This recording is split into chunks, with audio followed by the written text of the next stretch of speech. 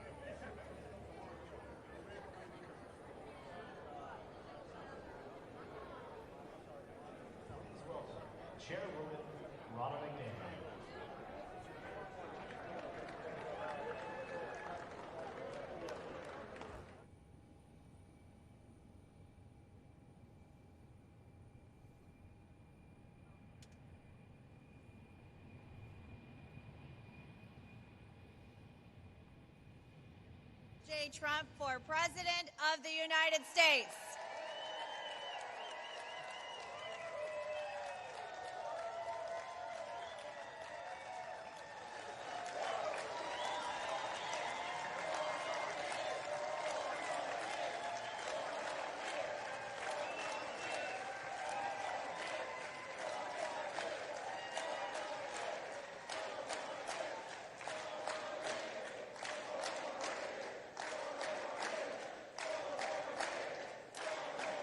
It's music to my ears. Before we begin, I would like to remind the delegates of the provisions of the rules which require that each candidate for nomination for President of the United States demonstrate sufficient support prior to the presentation of the name of that candidate for nomination. The Chair wishes to inform the delegates that it has been furnished in a timely manner evidence of sufficient support of the candidate who will be presented for President of the United States in compliance with the rules of the convention. As a reminder, nominating and seconding speeches will be limited to 3 minutes each without objection. The reading of the roll call of states for presenting the names for candidates for nomination is dispensed with, and non-delegates should be permitted to make nominating and seconding speeches. The Chair now recognizes the delegate and state chairman of the North Carolina Republican Party, Michael Whatley, for the purpose of nominating. Please give him a warm welcome. Thank you, Madam Chair. It is my distinct honor as the chairman of the North Carolina Republican Party to welcome you, President Trump, Vice President Pence, and all of our assembled delegates to the Old North State. 4 years ago in Cleveland, Donald J. Trump accepted the Republican nomination for president and promised to build a stronger America both here and abroad. Since winning the 2016 election in historic fashion, President Trump has worked relentlessly every single day to keep his promises to the American people. He has built the strongest economy in U.S. history by enacting record-setting tax cuts, dramatically cutting red tape, and bringing manufacturing back to America. Promise made, promise kept. He has rebuilt the American Armed Forces, supported our military families, and honored our veterans. Promise made, promise kept. He has reshaped the federal judiciary by nominating over 200 conservative federal judges, including Neil Gorsuch and Brett Kavanaugh, to the Supreme Court. Promise made, promise kept.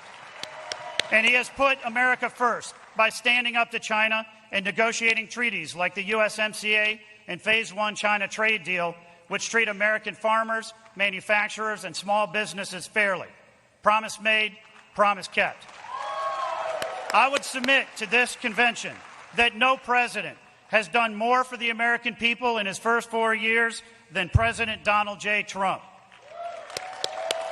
Madam Chair, as we look at the challenges that America will face over the next 4 years, it is crystal clear that we need a leader who has the strength to fight for every American every day. When it comes to this election, there is only one choice for America. Only President Trump will eradicate the coronavirus and rebuild our economy. Only President Trump will end our reliance on China and bring manufacturing jobs back to America. Only President Trump will provide school choice to every American child. Only President Trump will ensure that law enforcement is fully funded and protect the Second Amendment. Only President Trump will finish building the wall, protect our borders, and dismantle human trafficking networks. And only President Trump has the strength to lead our country through our great challenges so that every American can have the chance to live the American dream. Madam Chair, it is my honor and great pleasure to nominate Donald J. Trump for the office of President of the United States of America.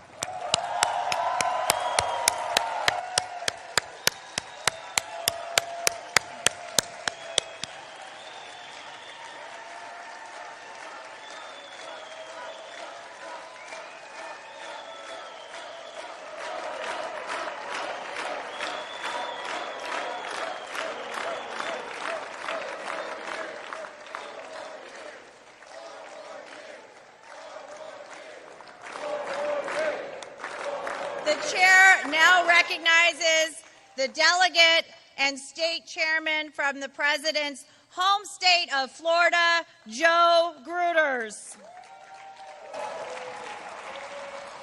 Madam Chairwoman, I am Joe Gruters, chairman from the great state of Florida, which is not only the most politically important state of the country, it's also home to the 45th President of the United States of America, Donald J. Trump. I rise today to second the nomination of the economic heavyweight champion of the world, Donald J. Trump, to be the Republican nominee for president. Who better to lead our country out of the economic impacts that we face as a result of the Wuhan virus than the president who has already delivered us record low unemployment for African Americans, for Hispanics, for Asian Americans, for women, and for Americans without college degrees. Under President Trump's watch, excessive regulations that once stifled job growth have been eliminated. Jobs that have once been shipped overseas are returning to our shores. 401ks that have been down in the dumps, thriving. President Trump also knows that we are the land of the free because of the brave. That's why he has put record investments in the military. He's modernized the VA. He supported every single one of our troops. And he isn't defunding the police, he is defending the police.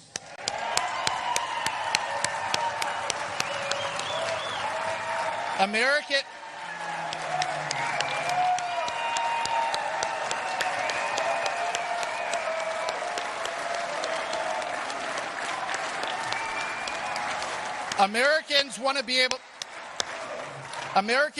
able to earn an honest living, have a good pay, and want to be able to practice religion that they choose.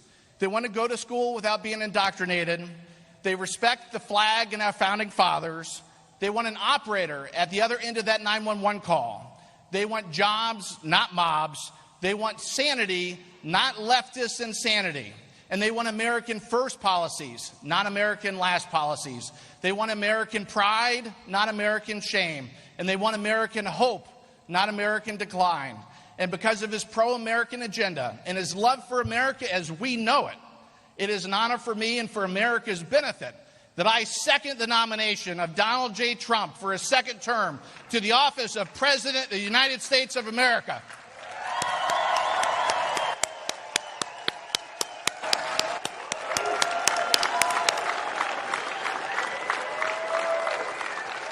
As required by the Rule 37E, National Convention procedures during the roll call, the states will be called in alphabetical order.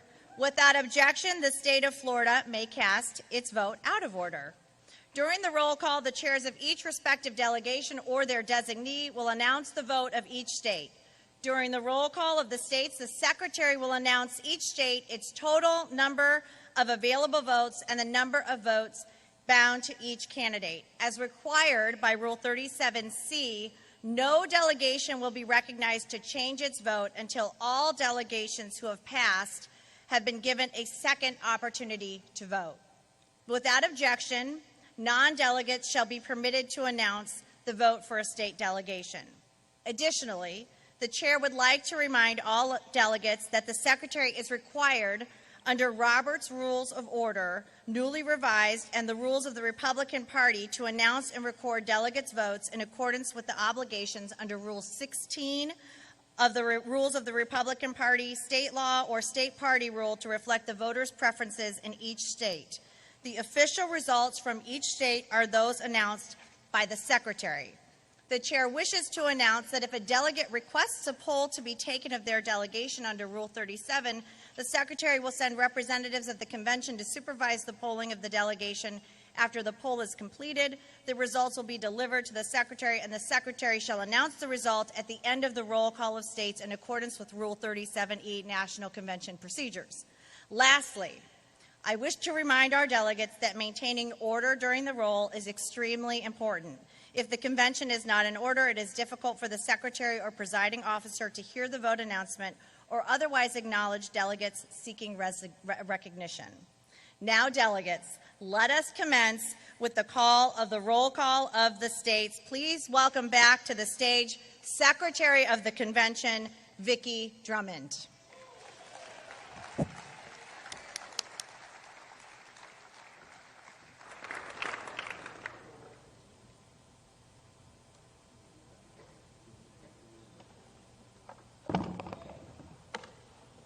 Thank you, Madam Chair.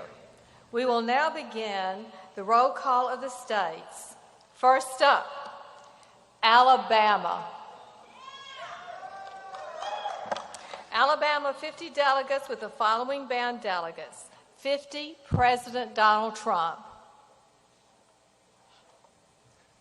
I'm Representative Andrew Sorrell, Chairman of the delegation from the Yellowhammer State, the state with the highest approval rating in the country for Donald Trump.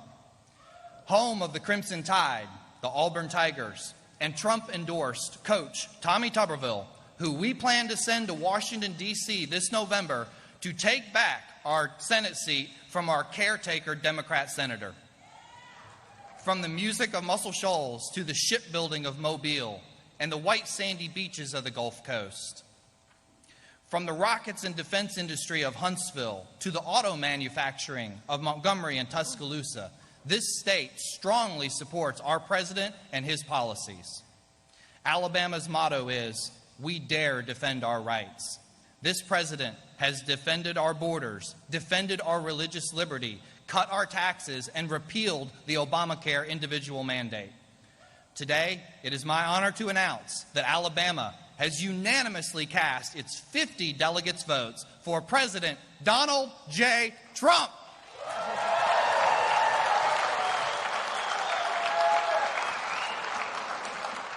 Pursuant to the announcement of the delegation and the rules and procedures of this convention, Alabama cast 50 votes, Donald Trump. Alaska, 29 delegates with the following bound for President Donald Trump, 26. Madam Chairman, Madam Secretary, Alaska, the largest state in our union, known as the Great Land, has more rivers, lakes, streams, coastline, glaciers, volcanoes, mountains, islands, and wildlife than the entire lower 48 states combined. Alaska's abundant natural resources are responsibly developed and harvested, preserving the pristine land and waters of the last frontier. Alaska is a land of promise, peoples, prosperity, personal responsibility, individual freedoms, and opportunities. To keep Alaska great and to keep America great, the Alaska Republican delegation proudly cast its 29 votes to nominate President Donald J. Trump.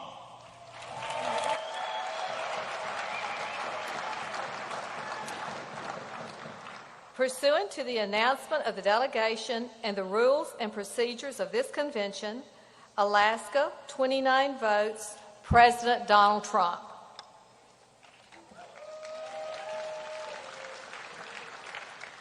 American Samoa, 9 delegates with the following bound delegates.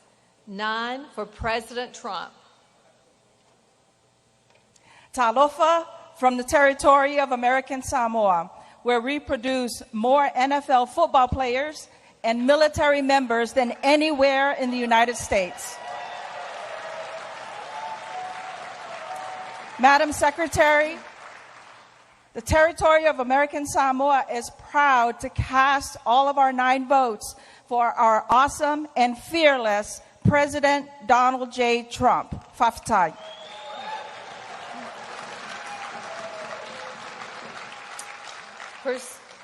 Pursuant to the announcement of the delegation and the rules and procedures of this convention, American Samoa, 9 votes, President Trump.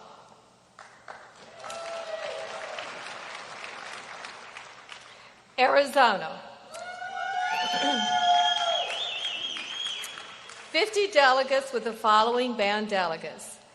57 delegates, President Donald Trump. Madam Secretary, I'm Michael Ward, Chairman of the Arizona Delegation, home of the London Bridge, home of the Grand Canyon, home of World War II heroes, the Navajo Code Talkers. And thanks to our excellent president, the land of growing opportunity zones, economic security, law and order, education choice, where unborn babies matter, a flattened China plague curve, and miles and miles and miles of big, beautiful wall. Madam Secretary, in order to keep America first, the state of Arizona casts our 57 votes for President Donald J. Trump.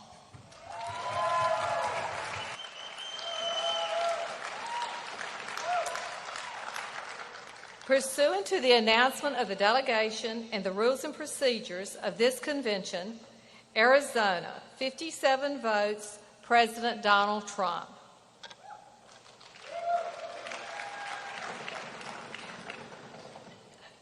Arkansas, 40 delegates with the following bound delegates.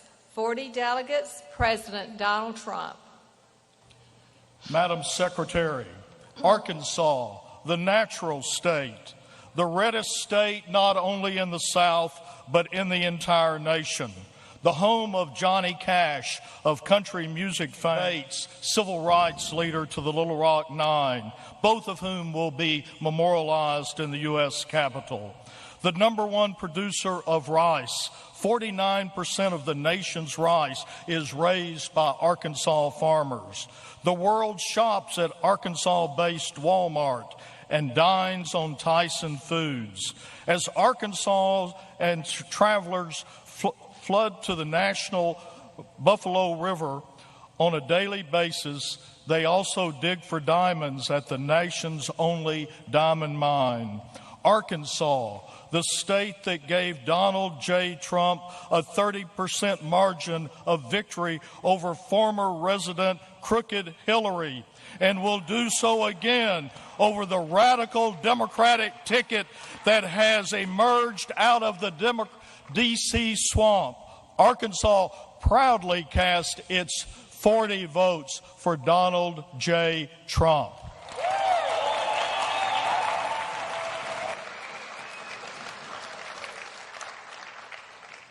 Pursuant to the announcement of the delegation and the rules and procedures of this convention, Arkansas cast 40 votes, President Donald Trump.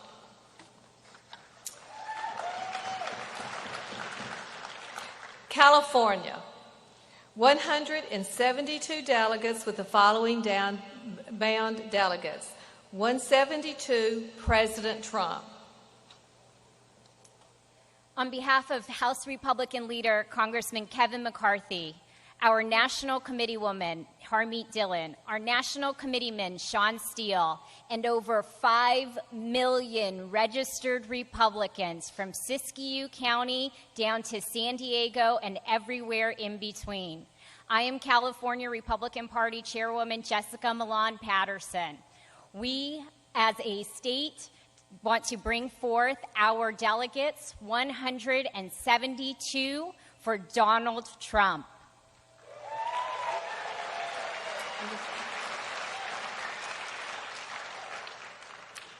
Pursuant to the announcement of the delegation and the rules and procedures of this convention, California cast 172 votes for President Trump.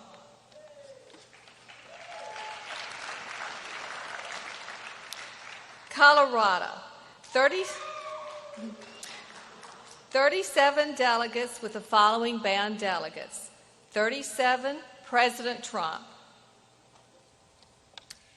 Madam Secretary, in the past 4 years, President Trump and Vice President Pence have made America great again in the eyes of the world, so that now our friends respect us and our enemies fear us. They've given Americans great job opportunities with free trade agreements that are fair.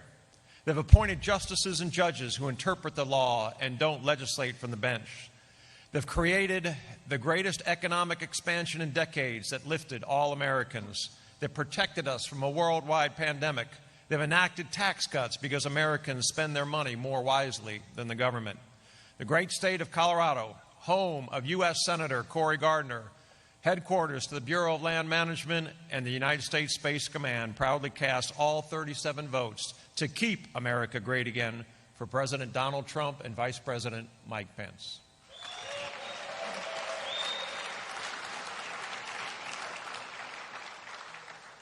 Pursuant to the announcement of the delegation and the rules and procedures of this convention, Colorado cast 37 votes, President Donald Trump.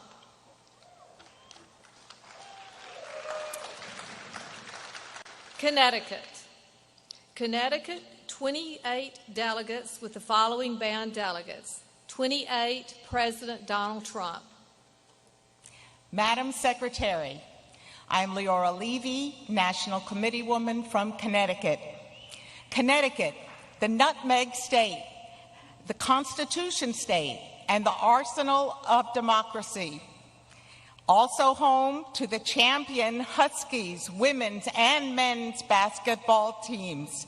Connecticut proudly carries the legacy of self-government even before the American Revolution. Through the Connecticut Charter granted by King Charles in 1662. When King James tried to revoke it in 1687, Connecticut leaders, through sleight of hand, hid it in the charter oak tree in Hartford, Connecticut, for 2 years until it safely reemerged in 1689 to enable Connecticut to continue self-governance. Today, as a proud and independent nutmegger, I proudly cast 28 spicy votes for President Donald J. Trump and American greatness.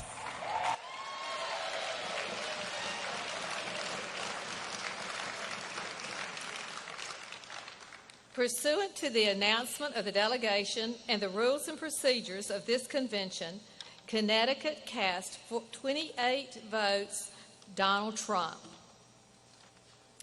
Delaware, 16 delegates with the following bound delegates.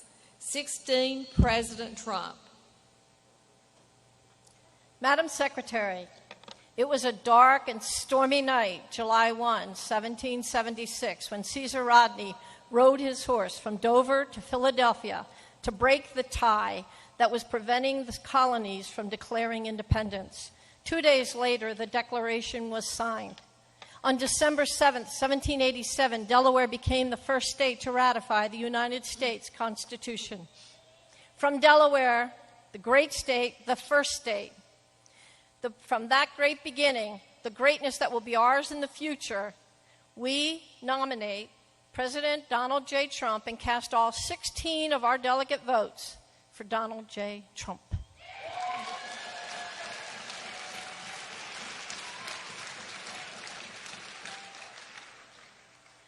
Pursuant to the announcement of the delegation and the rules and procedures of this convention, Delaware cast 16 votes, President Trump. The District of Columbia, 19 delegates with the following bound delegates. 19, President Trump.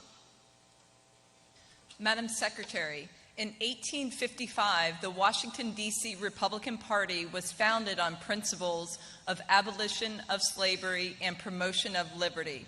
We are proud to call the late civil rights hero Frederick Douglass a former member and precinct captain. To carry on that legacy today, we are proud to cast all 19 votes for Donald J. Trump.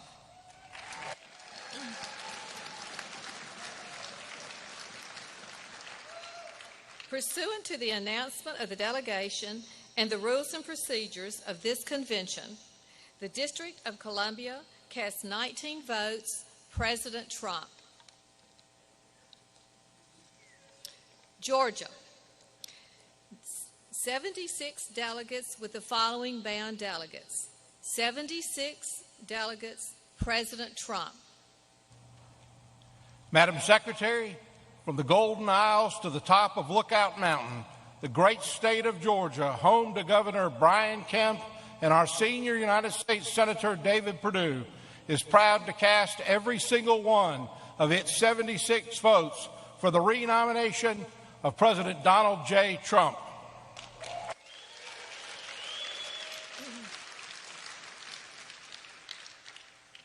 Pursuant to the announcement of the delegation and the rules and procedures of the convention, Georgia cast 76 votes for President Donald Trump.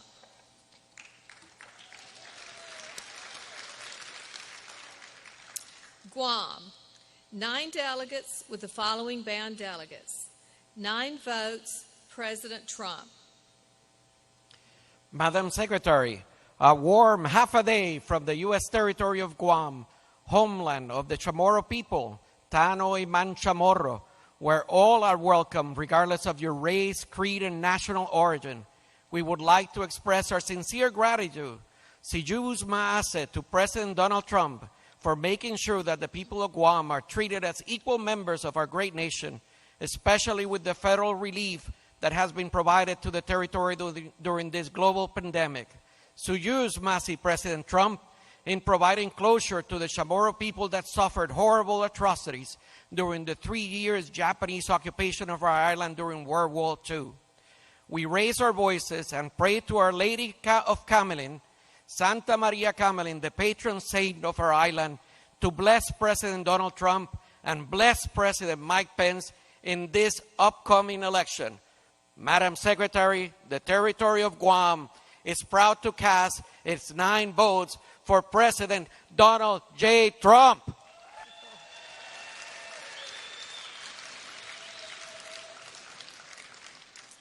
Pursuant to the announcement of the delegation and the rules and procedures of this convention, Guam cast all 9 votes for President Trump.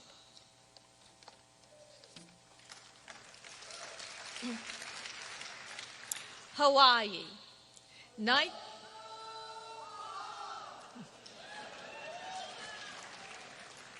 19 delegates with the following, with the following bound delegates. 19 delegates, President Donald Trump. Aloha mai kako. Madam Secretary, I speak to you in behalf of Republicans in the Democrat-controlled state of Hawaii. While we are the Aloha state, it is the safest, healthiest, and happiest state in the Union. We can only attribute this to the great weather and wonderful people that make up our great state of Hawaii. Madam Secretary, we cannot attribute any of Hawaii's success or attractive qualities to the 60 years of failed leadership by Hawaii Democrats. Despite Democrat control and Democrat subversion in Hawaii, President Trump's leadership has helped Hawaii survive and prosper in difficult times. Hawaii and the nation need 4 more years of President Trump, so I proudly cast all 19 of Hawaii's votes for the re-election of Donald J. Trump.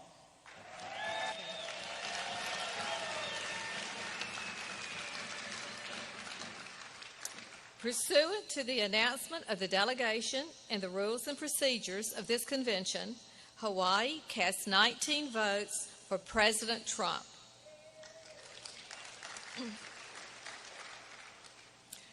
Idaho, 32 delegates with the following bound delegates. 32, President Trump. Madam Secretary, on behalf of Idaho, the Gem State, and all of her happy people and the hardworking, beautiful people there, encompassed by the Rocky Mountains, where people love the fish, the land, the wildlife, and the water, a people focused on God, family, country, and our sacred Second Amendment, and along with all of our other individual liberties. And because of those important and in defense of those individual liberties, I am proud to cast all of Idaho's votes, 32 votes, to Donald John Trump.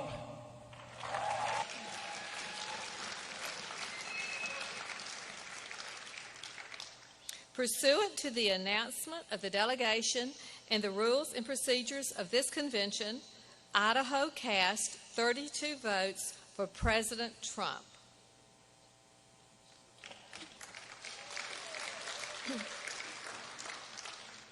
Illinois, 67 delegates with the following bound delegates. 67, President Trump. Greetings to you all. Home of the first Republican President of the United States, Abraham Lincoln, and the birthplace of Ronald Reagan. I proudly cast 67 votes for our President and the next President of the United States, Donald J. Trump.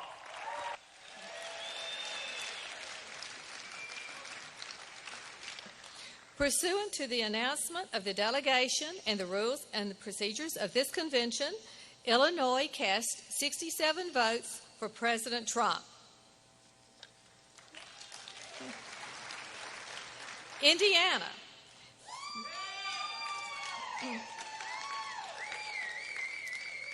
"58 delegates with the following bound delegates. 58, President Donald Trump. Madam Secretary, I'm Kyle Hupfer, the Indiana Republican Party Chairman. The Hoosier State is proud this morning. Proud on the day after the 104th running of the Indianapolis 500 to be the global capital of racing. Proud to produce the best basketball in the world with legends like Larry Bird, Oscar Robertson, and Bobby Knight. Proud to have one of the strongest and most popular state leaders in the country in our governor, Eric Holcomb. Proud that Indiana was first on the board in 2016 for our president, Donald J. Trump. But what we are most proud of today is that Indiana's own Michael R. Pence has been nominated as Vice President of the United States of America. This November, Indiana will once again be the first state called to keep the Trump-Pence administration in the White House for 4 more years. Indiana is proud to cast all of our 58 votes to keep America great again by unanimously supporting Donald J. Trump for President of the United States of America.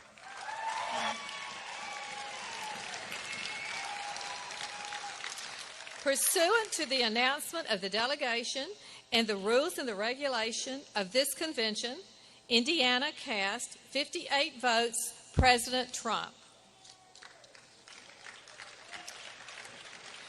Iowa, 40 delegates with the following bound delegates. 40 for President Trump. Thank you, Madam Secretary. Mr. President, first of all, on behalf of all Iowans, our deepest sympathies and condolences to you and the First family for the loss of your brother, Robert. May his memory be eternal, sir. As you know, Iowa on August 10th experienced a devastating derecho storm, but Iowans are resilient. We thank you and our representatives for the swift, decisive, and continued action, which was done in record speed. Mr. President, I'm a CEO and entrepreneur. On election night in 2016, I had 400 employees. Today, we have almost 4,000. Thanks to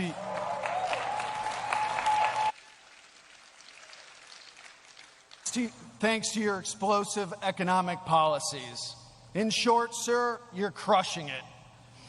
With that said, the most enthusiastic state chairman in all of the GOP, Jeff Kaufman, and I are honored to report that on behalf of our widely popular governor, Kim Reynolds, Senator Grassley, Senator Joni Ernst, our 40 delegates, and our amazing congressional ticket, Ashley Hinson, Marionette Miller-Meeks, David Young, and Randy Feenstra, that the great state of Iowa fully sends, full send, unanimously, all of our votes to renominate you to lead our country, America, under God for 4 more years. Mr. President and Vice President, you're rehired.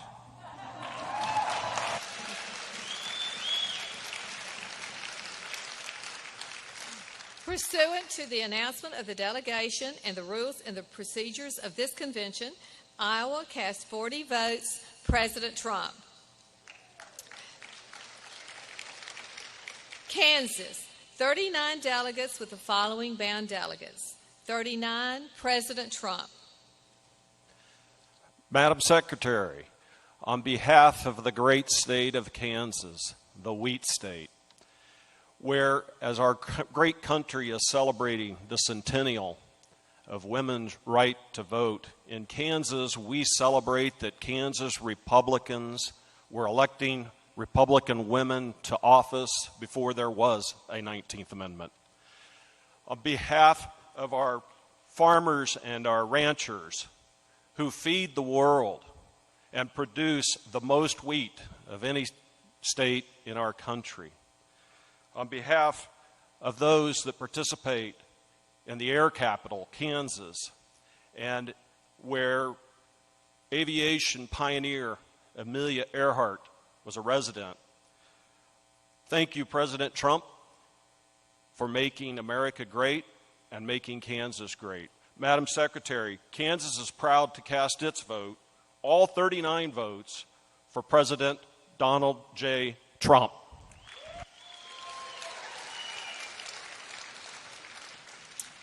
Pursuant to the announcement of the delegation and the rules and procedures of the convention, Kansas cast 39 votes, President Trump. Kentucky, 46 delegates with the following bound delegates. 46, President Trump.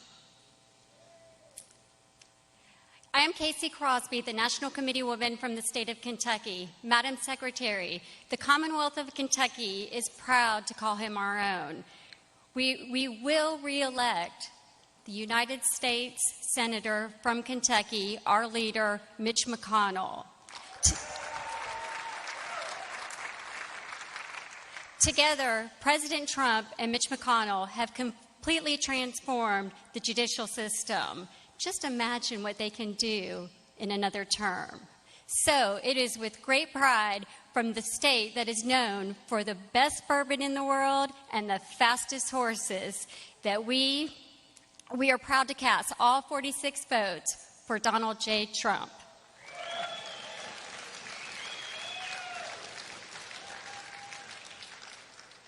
Pursuant to the announcement of the delegation and the rules and the procedures of the convention, Kentucky cast 46 votes, President Trump. Louisiana, 46 delegates with the following bound delegates. 46 for President Trump. Madam Chairman, I'm Ross Little Jr. of Louisiana, home of America's national champion football team, also home of our great oil and gas industry, who has been freed up from silly regulations by President Trump, but where Joe Biden would put us under the yoke of bondage once again. Louisiana, also the home of thousands of hunters across our state, where Joe Biden would threaten with taking away guns and ammo. Louisiana is a pro-life state where we love both mother and child, but where Joe Biden is hiding in the dark, waiting to take the lives of our unborn babies. Louisiana, where businesses have thrived for the past 3 years as a result of President Trump's tax cuts, but where Joe Biden is threatening with higher taxes and the dreariness of socialism. Madam Chairman, Louisiana proudly casts its 46 votes for President Donald J. Trump.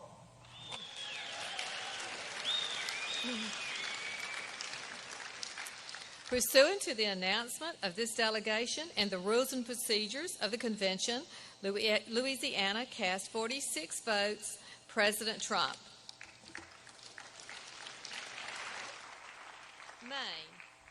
Maine, 22 delegates with the following bound delegates. 22, President Trump. Madam Secretary, from down east Maine of the first sunrise to the woodlands of Maine that provide a great living for many Maine people, to our agriculture that has the best tasting potatoes in the nation, to our fishermen whose daily catches love throughout the world, to our many Maine industries that are working with President Trump to provide PPE and testing equipment to get our nation through this pandemic.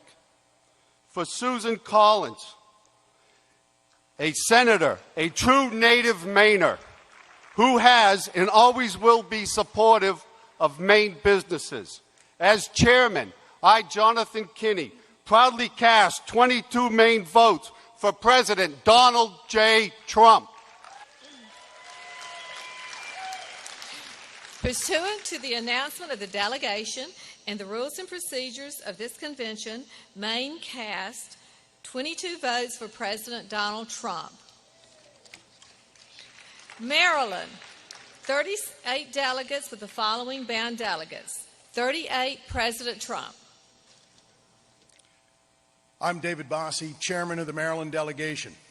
George Washington resigned his commission in the Continental Army in our State House in Annapolis to become our nation's first president.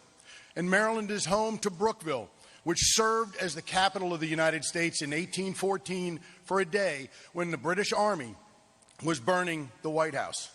Maryland is home to the United States Naval Academy, Iron Man Cal Ripken, the greatest slugger of all time, Babe Ruth, Olympians, Katie Ledecky and Michael Phelps, and the two-time Super Bowl champion Baltimore Ravens. From the mountains of Western Maryland to the beaches of Ocean City, to the Chesapeake Bay and our world-class crabs, Maryland is America in miniature. Maryland is home of the Underground Railroad and two of our greatest abolitionists, Frederick Douglass and Harriet Tubman. Maryland, home of Francis Scott Key, who penned our Star-Spangled Banner during the British assault on Fort McHenry, is proud to cast its 38 votes for the man who puts America first and will keep America great, President Donald John Trump.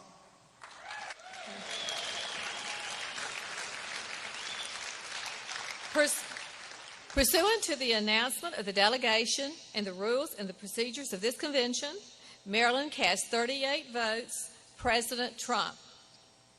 Massachusetts, 41 delegates with the following bound delegates. 41, President Trump. Madam Chairwoman, I'm Sheriff Tom Hodgson, chairman of the Trump re-election campaign and co-chairman of America's Sheriffs for Trump. Madam Chairwoman, Massachusetts is the home of the mighty Minutemen and Paul Revere, who bravely and courageously helped to create our republic. We are the home of the 2nd, 6th, 35th, and 41st presidents of the United States.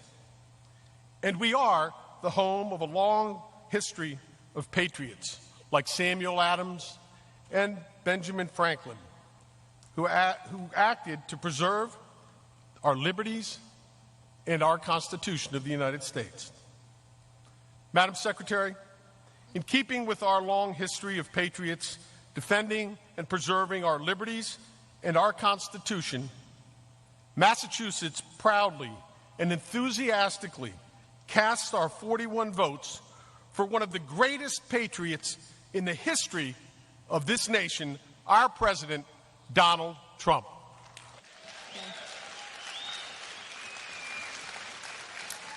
Pursuant to the announcement of the delegation and the rules and the procedures of the convention, Massachusetts cast 41 votes, President Trump. Michigan, 73 delegates with the following bound delegates. 73, President Trump. Madam Secretary, I'm Laura Cox, chairman of the nation's oldest Republican Party. Michigan put the world on wheels, the heart of the arsenal of democracy. And Jackson, Michigan is the birthplace of the Republican Party. We are the proud home state of President Gerald R. Ford, Secretary Betsy DeVos, and Secretary Ben Carson. And let's not forget, we are the home state of the most awesome Republican Party chair, Ronna McDaniel. Ronna shocked the world in 2016 when she flipped Michigan to red for President Donald J. Trump. And make no mistake, this year, Michigan is going to stay red for President Donald J. Trump, and we're going to put John James in the U.S. Senate. Madam Secretary, Michigan, the Great Lakes state, is going to cast all 73 votes for President Donald J. Trump.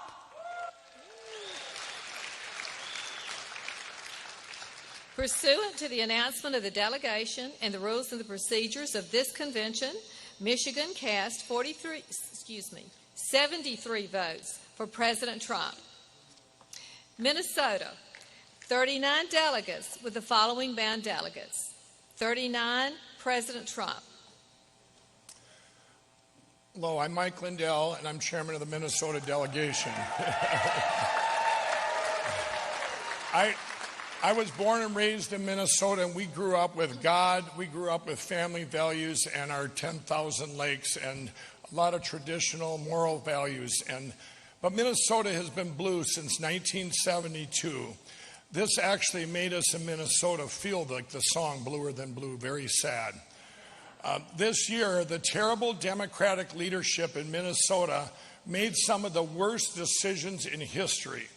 This manifested into destruction of so much of my great state and country. With Democratic leadership being exposed for what it is, and President Trump's great pragmatic leadership, we will win Minnesota. Traditional Democrats are flipping in Minnesota, and now they are Democrats for Trump. Just this week, the polls are now even in Minnesota.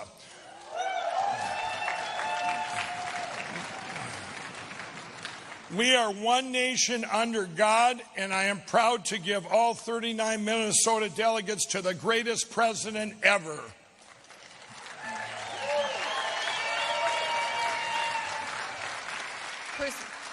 Pursuant to the announcement of the delegation and the rules and procedures of this convention, Minnesota cast 39 votes for President Donald Trump. Mississippi, 40 delegates with the following bound delegates. 40, President Trump. I'm Lucian Smith, the chairman of the Mississippi Republican Party. On behalf of our delegation chairman, Governor Tate Reeves, who cannot be here today because he's returned to the state to prepare as storms gather in the Gulf of Mexico, the great state of Mississippi, the birthplace of B.B. King and Elvis Presley, of William Faulkner, Eudora Welty, and Richard Wright, the state where the first heart transplant and first lung transplants in the world took place, the state where the rockets that will propel man to Mars and beyond are perfected at Stennis Space Center, and the state that this November will overwhelmingly vote to re-elect our president and return Cindy Hyde-Smith to the Senate, proudly cast 40 votes to nominate Donald J. Trump for president. Pursuant to the announcement of this delegation and the rules and the procedure. Welcome back. Any moment now, President Trump expected to land at Charlotte Douglas International. And we can see our very own Rachel Lundberg there looking around to see and see when it touches down. You're live there for us. Any updates as of right now, Rachel? We're seeing a little bit more movement, guys, just in the last few minutes when I talked to you. We are still waiting for Air Force One, so do not see Air Force One yet. I don't see any American Airlines planes taking off or landing in the last couple minutes, so we could be getting closer since we were expecting that he would land here around 11:45. I was talking with Nate Morabito, who's at the Charlotte Convention Center, about if he heard any word or saw the vice president there, since Air Force Two did land here at the airport about 43 minutes ago. But we have Secret Service in every direction, close and far away. Obviously, 2 helicopters in front of me here that could carry the president and vice president. We know, according to the White House schedule, if you're just tuning in with us, that the president is supposed to speak just south of Asheville at an event around 1:30. So 11:43 in the morning right now. Also to my right, We'll zoom in for you. A lot of different vehicles that could be the presidential motorcade that maybe takes him to the convention center where the delegates are at right now for the RNC. We know that they went into recess a bit ago, and the chairwoman hinted at a couple surprise guests. Doesn't seem out of nature for President Trump to make a surprise appearance day one as we kick off the RNC.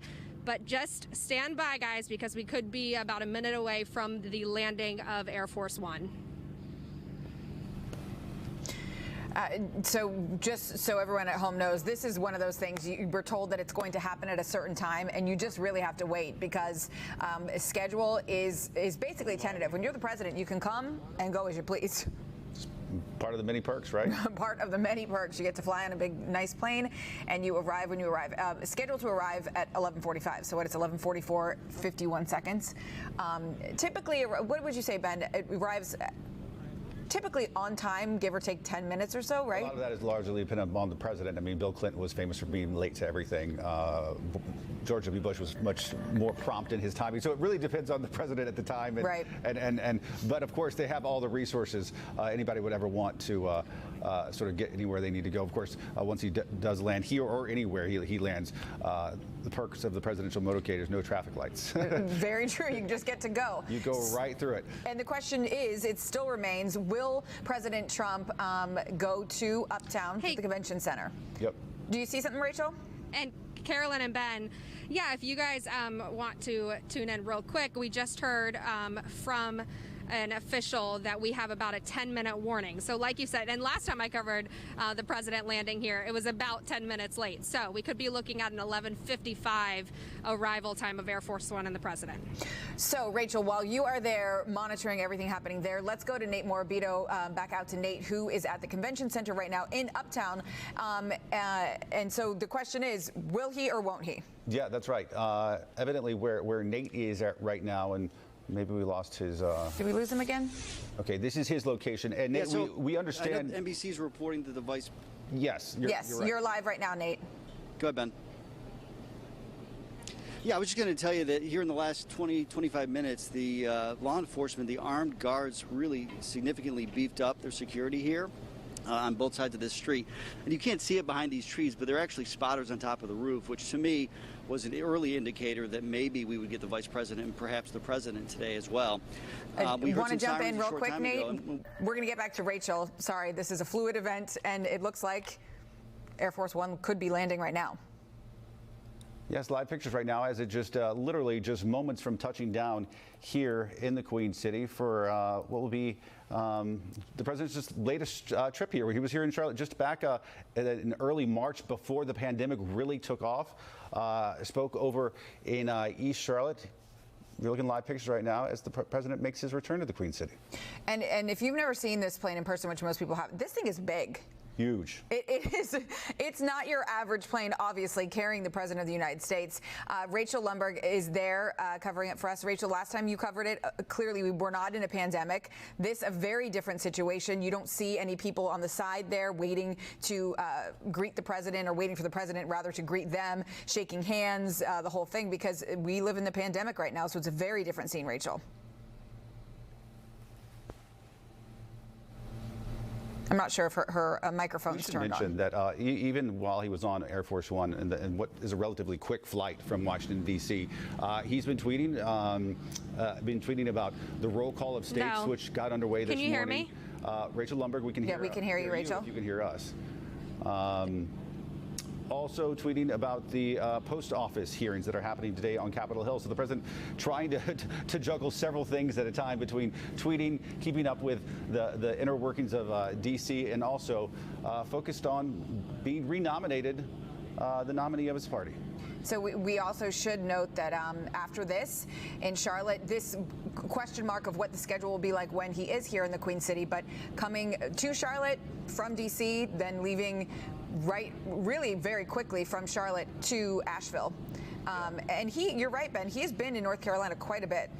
And this is notable, folks, because what we're about to see unfold here in the next hour or so in Charlotte is really the only in-person part of convention season here in America, which is sort of unheard of. We saw how the DNC played out last week, almost entirely virtual.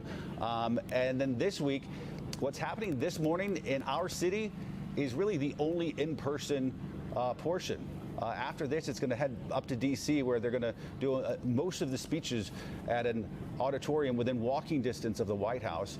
Of course, we know that in this pandemic, we can't have large groups of people anywhere. So notable, what's happening this morning in Charlotte really is one of its kind thing happening this year in convention season. You know, just looking it up online, you can see that it's not just President Trump arriving. Obviously, we have the vice president here, but then President Trump's daughter, Ivanka Trump, coming to the North Carolina area ahead of the president's visit. You know, this is something that's special because a lot of areas don't get to see the president as much as we do here in Charlotte, and he has visited a number of times, and it's an important stop along the way as far as the election's concerned. And it's hard to believe that the election is really a couple of months away. And folks, it's not just this part of it that has local interest to us today. Also, some of the keynote speakers tonight: Senator Tim Scott of South Carolina, and then former governor and UN Ambassador Nikki Haley, really a darling of the Republican Party right now, and widely thought to be perhaps a presidential contender coming up in 2024. Also expected to speak with the president's oldest son giving the big speech of the night. Let's go ahead and turn back out to Nate Borrabito. He's on the ground there in Uptown, where we understand that the vice president arrived just a few minutes ago. What's the latest on the situation there, Nate?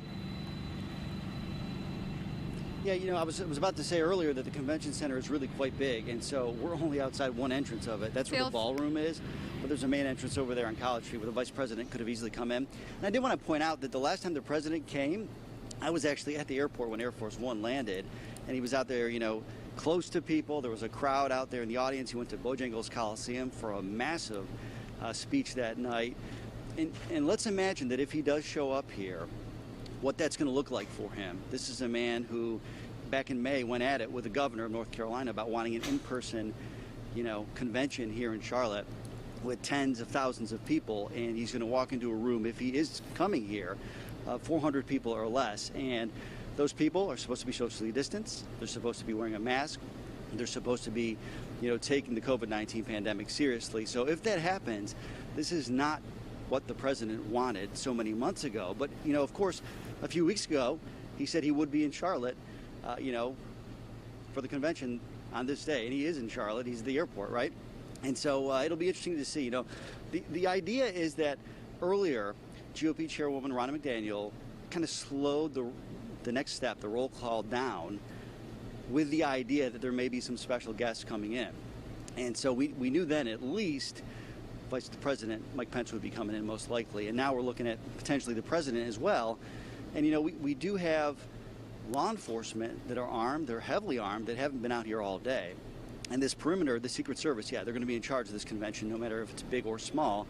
But they've been taking some pretty, you know, serious security concerns throughout the day as well. I will say we walked through the Westin earlier today, where the delegates are staying, and sure, a Secret Service agent had to let us in.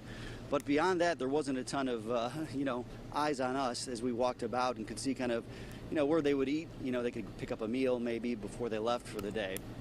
But let's also remember, this is the largest sanctioned event in North Carolina since this whole pandemic and all the orders started coming down. So you also kind of wonder how this plays in with a contract between the city of Charlotte and the RNC. You know, this is one of those things where an attorney told us the governor's orders kind of dictate what happens with this kind of convention. And in the end, I don't want to say that anyone won, because I don't think there's a win-loss situation here.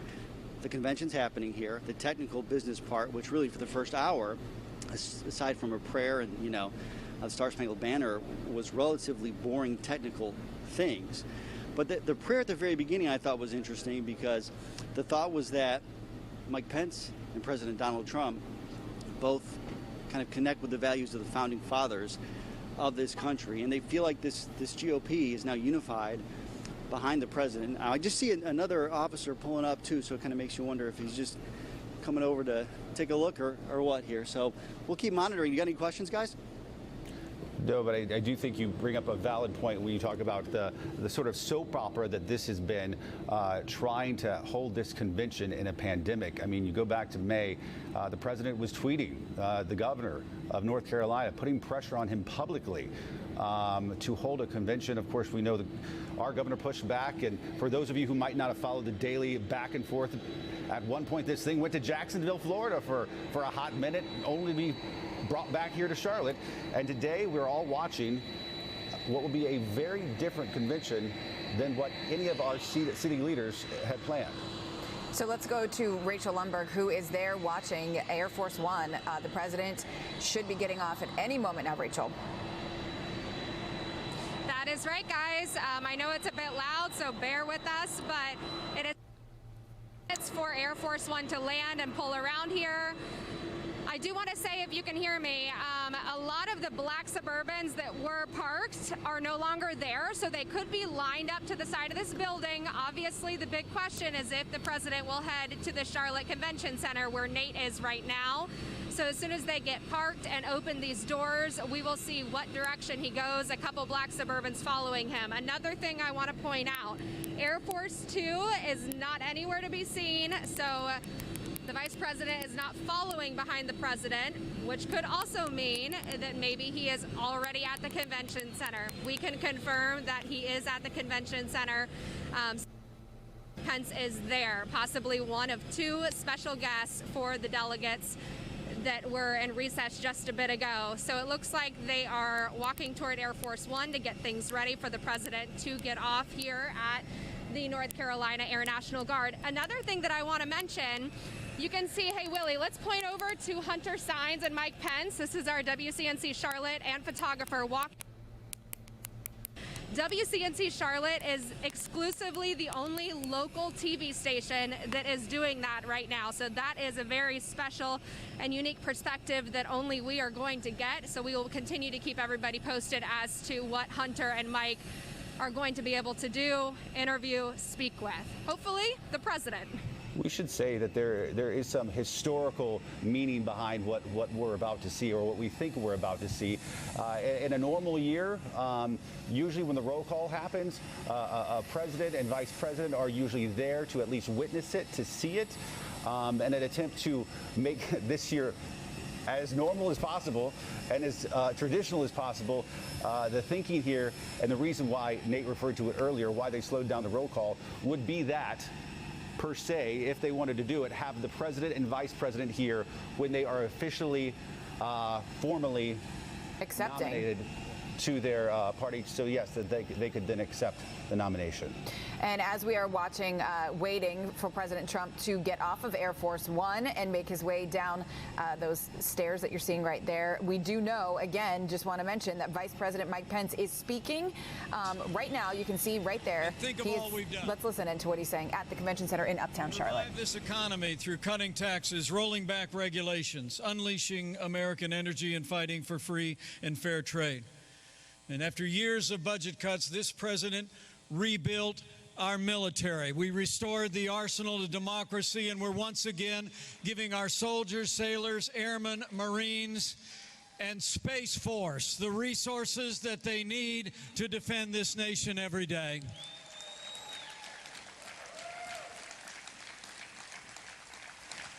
We've stood up for the rule of law and for our most cherished liberties.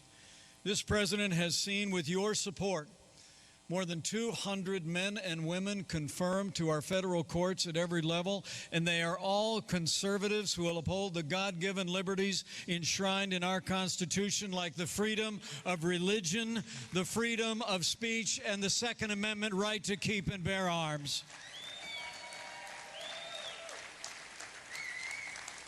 And I couldn't be more proud to be vice president to a president who stands without apology for the sanctity of human life.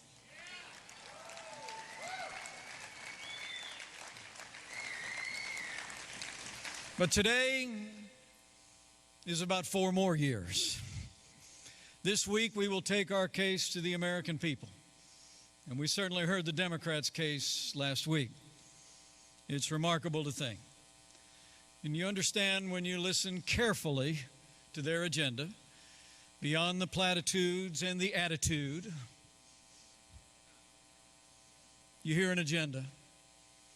Joe Biden and the Democratic Party have been overtaken by the radical left.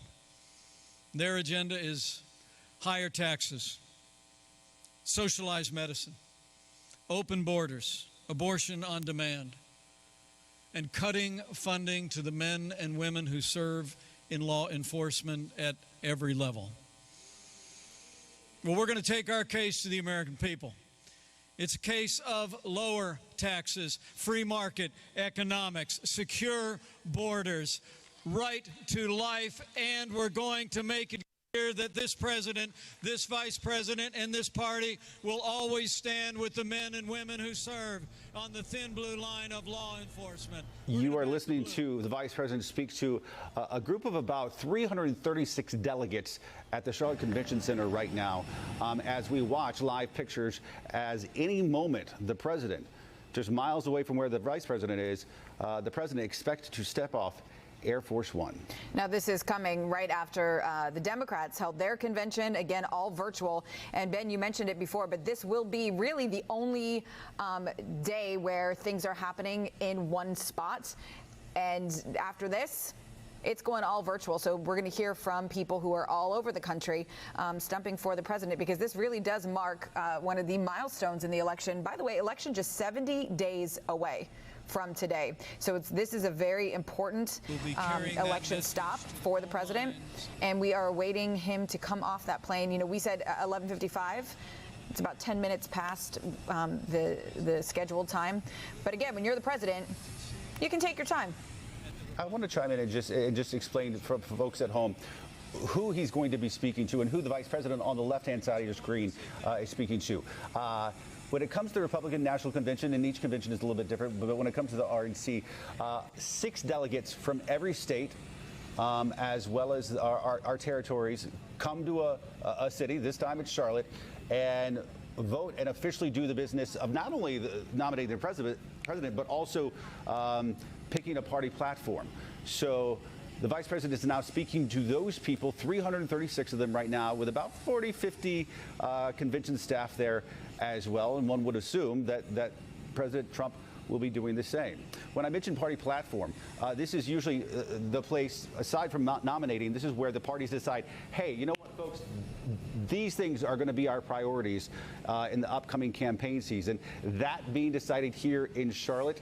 Okay. But worth noting that there's no real new platform that's being adopted. Instead, the party is just deferring in a one-page letter to whatever the Trump agenda will be, which is sort of unlike it's been done in at least modern history. For example, the DNC's party platform, when they released, it's 80 pages. 80 pages long on everything from equal rights to the environment. The RNC came out and said, you know what? Basically, we're passing it over to Mr. Trump. And it's important to note that the things being talked about during the RNC, during today and tonight, that will be verified by our team. You can count on that. So far we've heard the vice president talk about the importance of military, the importance of being pro-life, and we know that within this visit there's going to be a lot that happens. So, of course, we will always verify and fact check, because it is hard, you know, during these now here and virtually, you've got a lot of people saying a lot of things, and you wonder, is that true? Can all these things be true? Because if you listen to the DNC and you listen to the RNC, they're saying very different things. So we will fact check, and that's always important to do. If you are just now joining us, just past the top of the hour here on WCNC Charlotte, and to bring you up to speed, Charlotte now at the center of the world's attention right now, and the two pictures on your screen explain why. On the left, you have Vice President Mike Pence, who just arrived in the last 30 minutes to the Charlotte Convention Center, where he's addressing a little more than 300 delegates. And then the big screen there, you see the door on the side of Air Force One, where the president expected to make his way out, head down that stairway and out to a motorcade, where it's believed at this point that he might be joining Vice President Pence there at the Charlotte Convention Center for brief comments there to the delegates, people who are, we should say, in the process of formally nominated them. This morning, the roll call started. They slowed it down, so evidently the vice president could be there. Interesting to note that these visits, they are methodically planned. So if you look at the president always has his schedule public for the day. Today, the president not only going to be in Charlotte, but after Charlotte, then heads to go to Asheville to talk to and tour the Flavor First Growers and Packers, which is in Mills River. It's just by what the organization says about itself. It's an organization that partners to make farmers to families food boxes. They're distributed to families in need. So the president's going to be there. And then by 4 o'clock, he'll already be back in D.C. So these are quick trips and turnarounds and making a lot of different stops, and that's what you have to do when you're covering a lot of ground for leading up to an election. Again, 70 days away. Let's listen to Mike Pence for just a second. Our most cherished ideals of freedom and free markets are on the ballot. That's why we need 4 more years of President Donald Trump in the White House.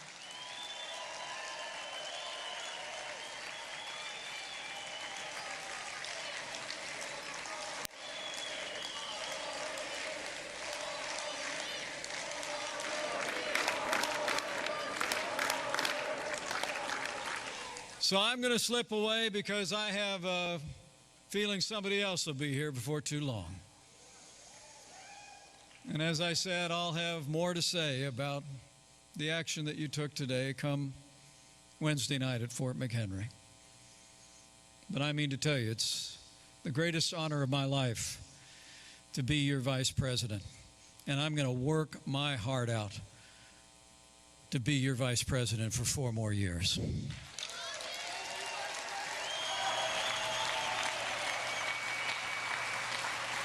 And I'm absolutely convinced that if all of us do all that we need to do between now and November 3rd, if we organize, if we mobilize, if we hit the phones, if we hit the doorsteps, if we do our part in every state and every territory of this country, we're going to elect and re-elect Republican leaders all across this land. We're going to re-elect President Donald Trump for 4 more years, and with your continued support and with God's help, we're going to make America great again. Again. Thank you all very much. An honor to be with you today. God bless the Republican Party, and God bless the United States of America.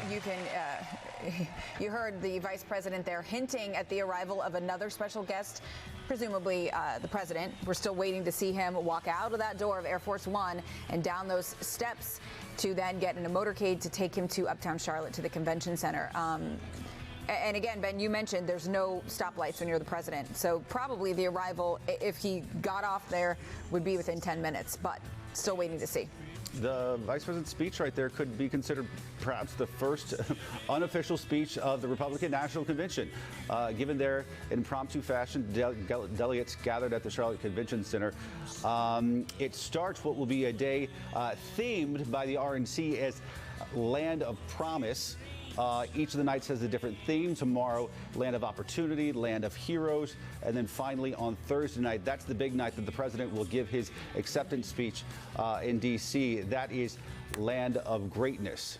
Again, this is just the beginning of what will be 4 days of Republican politics playing out on our TV screens and on social media as well. So let's bring in Nate Morabito again. He is at the convention center, as close as he can get in Uptown Charlotte. So Nate, the question mark was out there. Will Vice President Pence be there? He clearly was. And now just waiting for the president to get off of Air Force One and presumably make his way to the convention center. What are you seeing? Yeah, you know what's amazing is if you didn't know the vice president was inside, you wouldn't know he was here right now, and it probably will be that way for the president here in a little bit. And let's mention that if the president comes here and the vice president was already here, he's back behind me right now inside that building. A couple hours ago, inside the security perimeter, somebody actually got past the Secret Service briefly, potentially trying to disrupt things. Of course, CMPD was able to arrest this person, but it just goes to show how polarizing, even if small, this continues to be, and not just at nighttime when we see the protests and kind of see the frustration boil over into the streets, but actually during the convention. And you remember just a few weeks ago when during the White House briefing, there were shots that were fired on the White House property on the lawn. Remember that? And the president had to step away for a minute. So it just reminds you that this is really still a dicey situation, even though this is much smaller. I'm going to tell you, too, I was out at a Carmel Country Club back in March. Just for a second, because we are currently seeing President Trump in a blue tie stepping off Air Force One, heading down that staircase to his motorcade, and the Beast, as it's called, the armored limo that he rides in anywhere he goes. Right now, by himself, doesn't appear to be joined by at least anybody else right now. And you can really see the scale, how large the plane is as he walks down those stairs. And again, this is unlike any other time he's been to Charlotte pre-pandemic, because he's not going to be greeting anyone on the sides. There isn't anyone allowed to be there. So you're thinking that he's probably just, I think that is... Appears to be Ivanka behind him, coming down the staircase as well. So she'll be joining him on this trip. As he makes what we're anticipating will be a relatively quick trip to uptown Charlotte to meet with delegates and thank them for the nomination process. You know, it's interesting because different people have felt different ways about these virtual conventions. Some people loved what the DNC did last week, but universally it seemed like everybody loved how the DNC did the roll call of the states last week in a very virtual way. The RNC actually choosing to do this part of the convention, this one of the part of the convention, in person, like they've done it for decades in this country, and the president deciding to take advantage of that opportunity and come here and thank them. You know, all the pomp and circumstance of these things, it's really just that at this point, because it is a formality. It's not like there was a question of whether President Trump and Vice President Mike Pence would be on the ticket. The same thing with the DNC. The formalities of it, the tradition, it begs the question, does it need to happen? Because we can do all these things virtually. Like so many things we're now learning, right? We're now learning how much can be done. But when you speak to party faithful and folks within the party, both Democrats and Republicans, they'll be the first to tell you that these conventions, although can be done virtually, they're a big fundraiser because typically in normal years you have parties, VIP events that would have been playing out in uptown Charlotte all week this week, and unfortunately are not. They also talk about it's 4 nights of nonstop news coverage, which of course is if you're the party in question, it's only a good thing. So a lot of people say even though this can be done virtually, they expect that in 4 years to go back to the more conventional conventions that we've seen for our lifetimes. Well, yeah, simply also, you mentioned, but simply because of the fundraising aspects of all of it too. It's huge for fundraising. Now, I love when we talk about the Beast, because the Beast is the president's limo you see right there, and the Beast, as it's called, or Cadillac One, because it's a Cadillac, it is the official state car of the president, and this thing is called the Beast because it really is. And the Beast has actually been the source of a little bit of controversy in the last week. Well, you saw it there. If you could look a little bit closer at it, the Beast has Goodyear tires on it. As we know, the president tweeting about Goodyear last week, criticizing the company because they had adopted a strict protocol about what it let employees wear to work, whether it would be Make America Great Again hats or not. And the president weighed in and told folks to boycott Goodyear, an American-made company based in Akron, Ohio. And then we came to find out that the Beast itself has Goodyear tires on it. Yeah, that's a...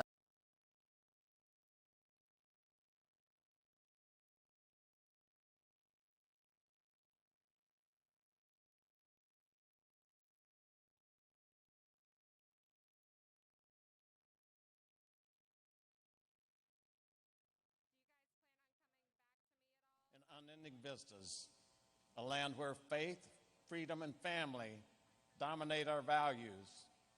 We all saw Mr. Trump come down that escalator, and he gave voice to the fears and anguish that we all felt for this country. And then he began to speak words of strength and purpose, words like courage and liberty, prosperity, truth, hope, and life. And we saw him begin to rebuild this country. And then we saw that rebuilding interrupted by the COVID-19. So now we have a choice to continue the rebuilding, the revival, the renewing of this great land. New Mexico is proud to vote for that renewal, that revival, by casting its 22 votes for Donald J. Trump, the next president of the United States of America.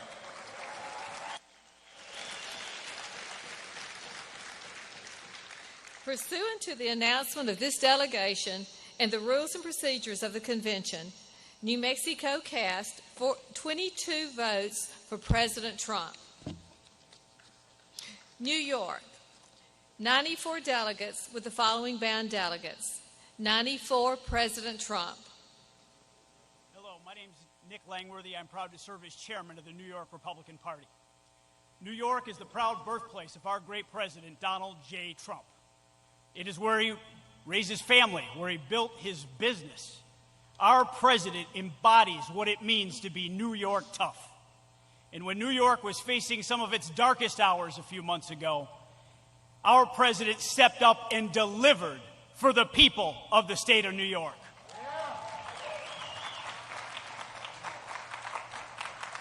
The sight of the hospital ship USS Comfort sailing into our harbors gave a clear and bold message to the people of our state that our president was there to support us. So when you're making plans, start with the First Warn Weather Team. We're always there on the WCNC Weather app. And bad weather won't surprise you. First Warn Weather only on WCNC Charlotte. On top of everything, we're also following more breaking news right now out of Chester County, South Carolina. That is where we find WCNC Charlotte's Alex Shabbat. And Alex, we're hearing there is a serious plant fire happening there.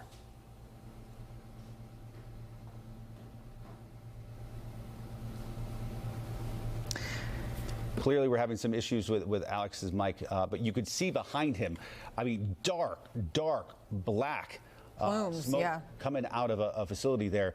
I know Alex is standing by. We're going to try to get back to him just as soon as we can, but just judging from the smoke there, a serious situation happening right now in Chester. Again, all we know, though, that a plant fire of some sort happening right there, and you can see the result of it right now. And again, this is happening in Chester. Yeah, those thick black smoke. So we're going to try to get back to Alex in just a bit. But let's continue our coverage of the RNC, this breaking news coverage that we're following. The president just arriving in Charlotte in the last 10 minutes. Want to mention, Nate, important that WCNC Charlotte, we have exclusive access in the motorcade. We are right behind President Trump, and this is something that no other local station is bringing you.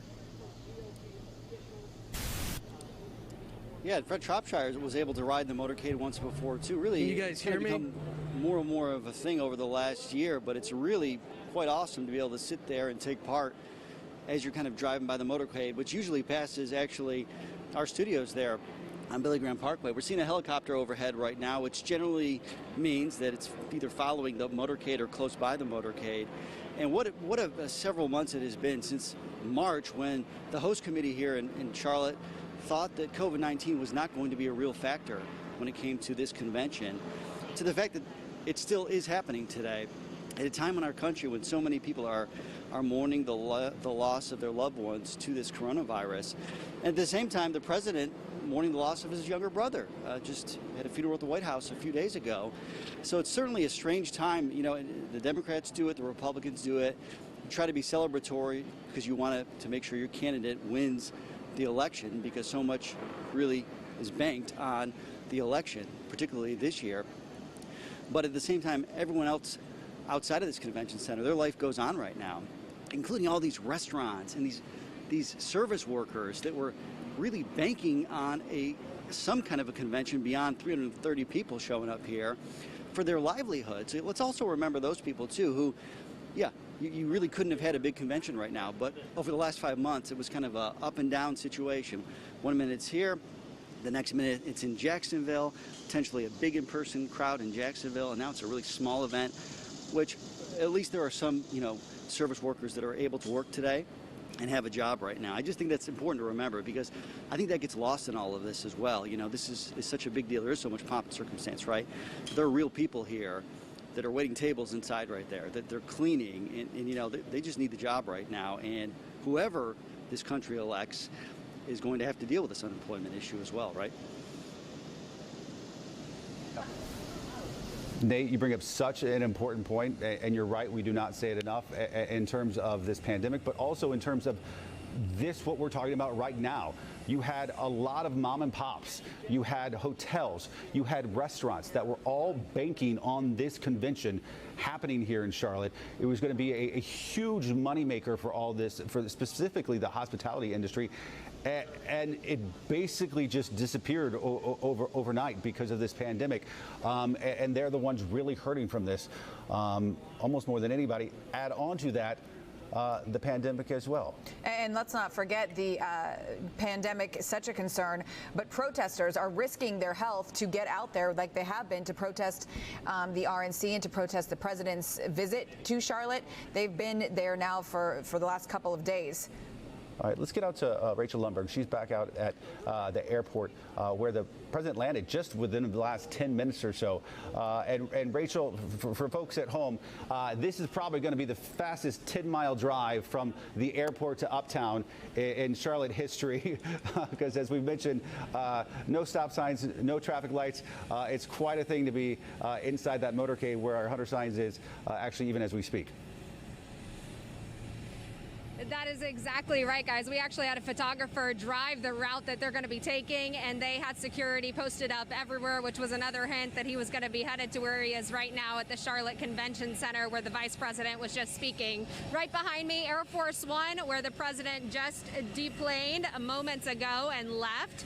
As you mentioned, Hunter Signs and photographer Mike Hansen got in one of the white vans that follows the presidential motorcade and the Beast that we have been noting, the official car of the President of the United States. Ivanka Trump also getting in that vehicle with him. Both helicopters are here. They could be carrying the President and Vice President to their next destination. We will be standing by to see if any of that happens. But I do want to point out, we're 71 days away from November 3rd, Election Day, and the RNC committee and the president have said that today is the kickoff of what they're hoping to be a positive and uplifting message and the energy that they plan on carrying until Election Day. So we will continue to keep everybody posted. I haven't seen Air Force Two again. It looks like it is behind some of the buildings, but we will continue to monitor the situation right here. I am at the North Carolina Air National Guard, which is right next to the Charlotte Douglas International Airport.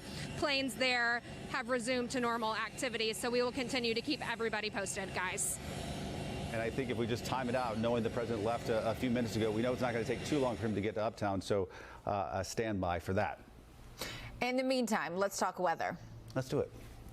Larry Sprinkle's here. So, Larry, we've got close to 400 new people here in the Queen City. What do we have for them today as these delegates are in the convention center? I want to show you something really fascinating right here. This is not weather. This is Doppler radar.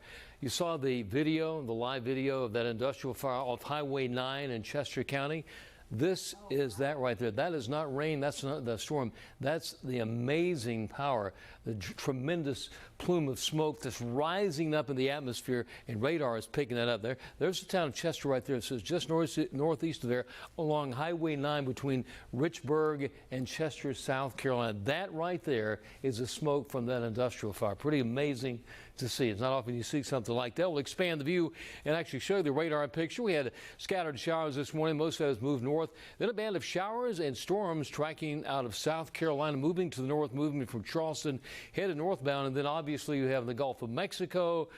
We have two tropical systems to talk about. You can see the amount of rainfall already right here. Heavy, heavy rain tracking across the panhandle of Florida, all the way just to the south of New Orleans. We're looking at locally temperatures today, 77 degrees as we get up towards, say, 77 to 83 between now and 2 o'clock, mid-80s for the afternoon with a chance of some thunderstorms for the afternoon, something to think about.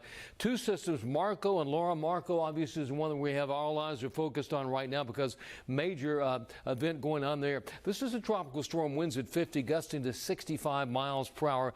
It's about 50 miles from the mouth of the Mississippi River and moving north-northwest at 8 miles per hour. Expected to maybe make landfall somewhere in New Orleans. You can see the cone of uncertainty, and that would be tomorrow morning, losing its down to just a tropical depression at the time, and then taking that turn off to the west and headed over towards Texas, and that would be tomorrow night.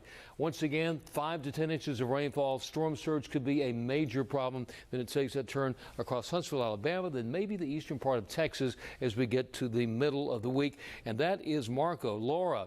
Now, still expected to move in the Gulf of Mexico. Water temperatures 85 and above that. You can see 7 p.m. tomorrow. That is a Category 1 hurricane. Then takes that turn, still headed northwest. As you can see, this would be Wednesday at 7 p.m. That's a Category 2 hurricane somewhere between Houston and New Orleans. And as you can see, takes a bit of a turn to the north as a Category 1 hurricane. And then eventually, the storm system ends up this weekend, 8 a.m. Saturday morning, as a disturbance north of the Charlotte metro area. But notice the cone could take it as far as south of Charlotte, not as a tropical storm or hurricane, but just an area of low pressure with lots of rainfall.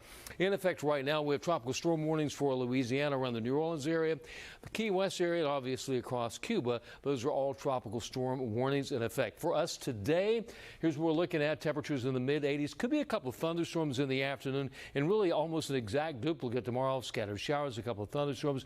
Get ready for the heat, folks in town. This could be a hot one on Wednesday with highs right around 91 degrees. We stay in the 90s Wednesday, Thursday, and Friday, and right in the early part of the weekend. Could be some storms on Saturday and Sunday.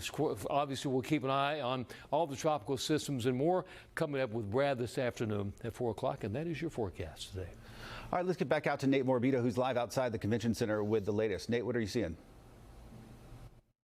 A little bit more movement over here. I want to show you, and bear with us here. We got our light in the way as well. But you can see up on that rooftop now, a couple more people have shown up, expecting the president to arrive here very soon. We've seen several rooftop spotters around the convention center throughout the day. That's what we normally would see at the airport, too, when Air Force One comes in. You know, I was also thinking, the main point of this is to formally nominate the president. Well, that did happen while all of us have been talking. I just wanted to let you know that the 50% plus one delegate means that President Trump is officially the GOP nominee. Now, imagine if this was Cleveland, like in 2016. I mean, remember the Never Trumpers? Like, that was kind of an issue that led to some drama that did stop at that point at the RNC. But unification, that's the real big message here in a state where the president has come routinely. I mean, he was here at CPCC, actually, I believe in February, before he came back for the Bojangles Coliseum's big event there. And then he was in, closer to the Triad last month or so. So this is a state that he knows is important, particularly in this urban center, which is historically Democrat. What impact will this convention have? And the fact that he is expected to be a part of this convention every night, and the fact that there was an in-person kind of part of the convention, whereas the Democratic convention was all virtual.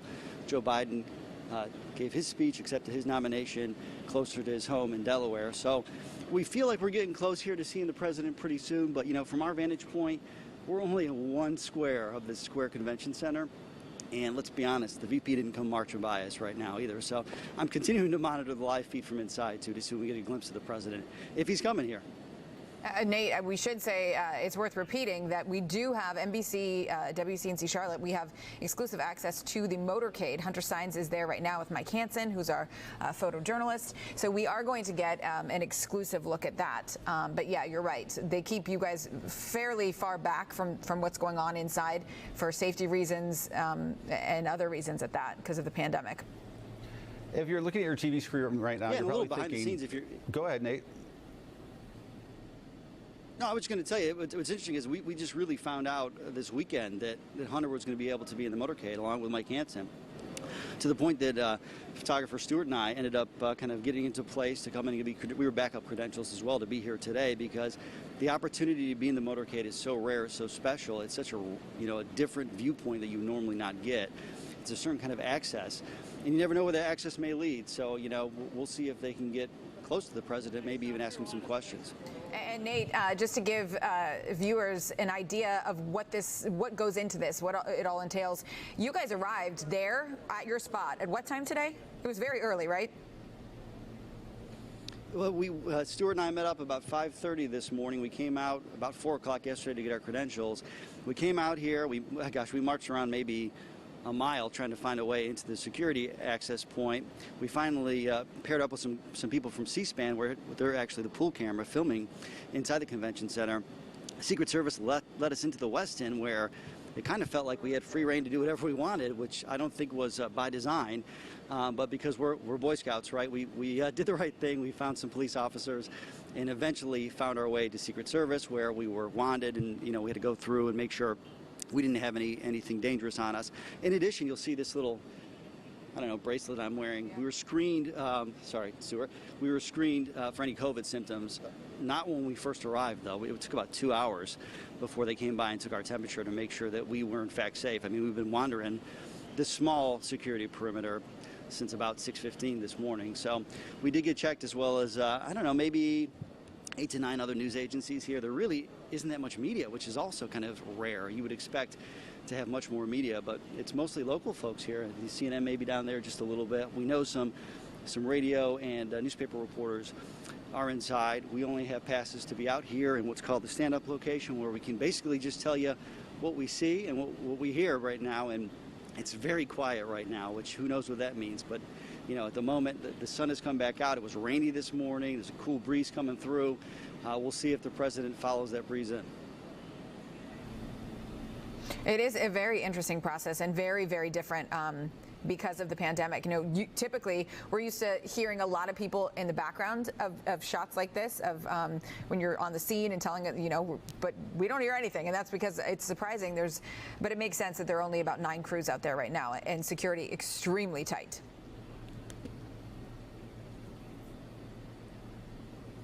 Yeah, security tight, but remember, someone actually got over the security barriers at one point. Right. So it just goes to show you that if there's a will, there's a way, unfortunately, but thankfully they were able to get this person. Who knows what the intention was, but they were able to get him or her into custody. I'm sure we'll find out more later in the day. Yeah. All right, Nate, thanks. For folks at home, if you're looking at your screen right now, on the left is the business of the roll call. This is what you saw last week. The Democrats chose to do virtually in all 50 states. In this case, this is the one part of the in-person convention for Republicans that they're doing. And this is where President Trump and Vice President Pence officially become their party's nominee now for a second time. Let's listen in. And the rules and procedures of this convention, Rhode Island cast 19 votes. President Donald J. Trump. South Carolina, 50 delegates. Bound for President Donald Trump.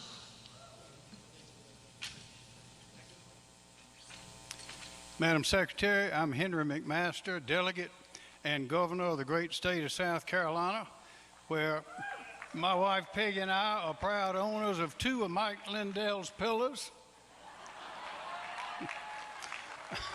South Carolina is also the home of the first in the South Republican primary, presidential primary. We were settled in 1670, and if Donald Trump had been around then, we'd have voted for him then. So today we proudly and happily cast all 50 of our votes for President of the United States, Donald J. Trump. Thank you.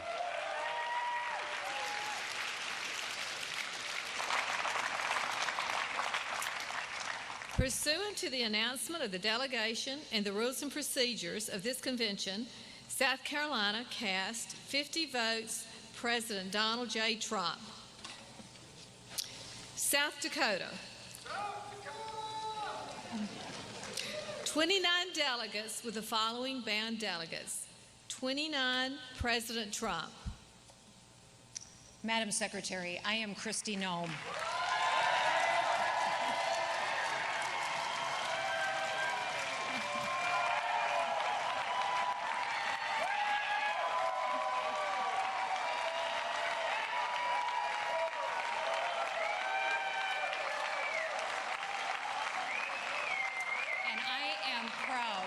be the first female governor of the great state of South Dakota. We have the beautiful Black Hills, the greatest pheasant hunting in the world, and we have Mount Rushmore, the most iconic monument in this nation. And it is honoring leaders that led this nation through challenging times. South Dakota is proud to be the home of Medal of Honor recipient, fighter pilot, and former Governor Joe Foss. We also are proud of the great Lakota leader, Sitting Bull, and author Laura Ingalls Wilder. In South Dakota, under God, the people rule.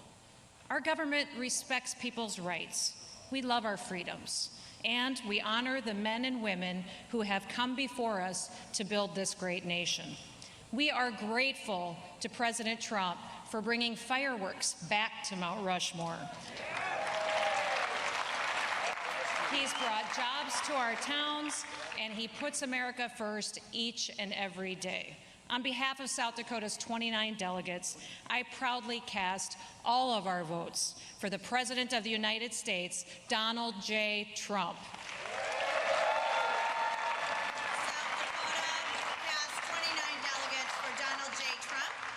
Madam Secretary, if there is no objection, the chair will call the next state to cast its vote.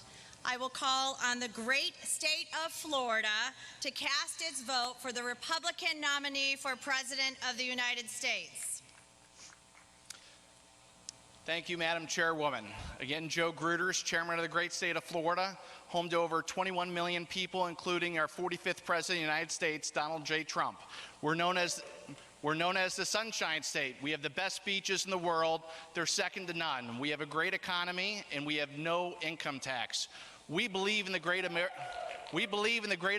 comeback, and we believe there is one leader that will deliver us prosperity once again, that will defend the rule of law, and that will bring great things back to our country. Florida is home to America's #1 anti-communist freedom-fighting Senator Marco Rubio. We're home to America's #1 senator in terms of the economy and jobs, and who's making Washington work for us again, Senator Rick Scott. And we're home to America's favorite governor, Ron DeSantis, who signed the toughest sanctuary city ban in the entire country. And he welcomes over 1,000 people a day from failed leadership states like New York, including individuals like our new favorite son, Donald J. Trump. It's for the 122 delegates that are back at home and the over 5 million Republicans that we have registered. And it is an honor for us to award Florida's 122 delegate votes to the next President of the United States to delay his full-time relocation back to his home state of Florida, Donald J. Trump, for the President of the United States.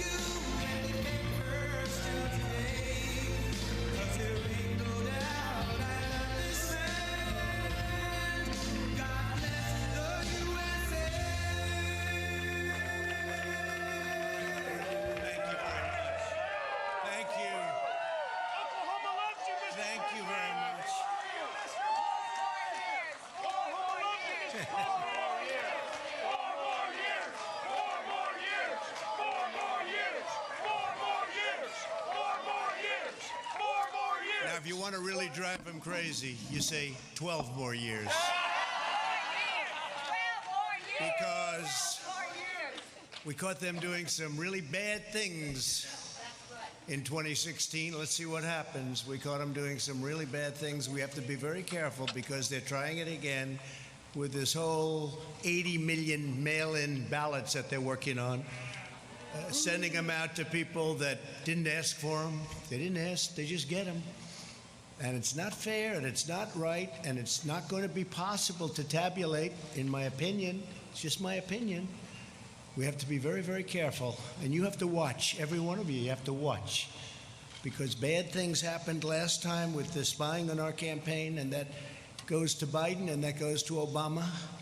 And we have to be very, very careful. Have to be very, very careful.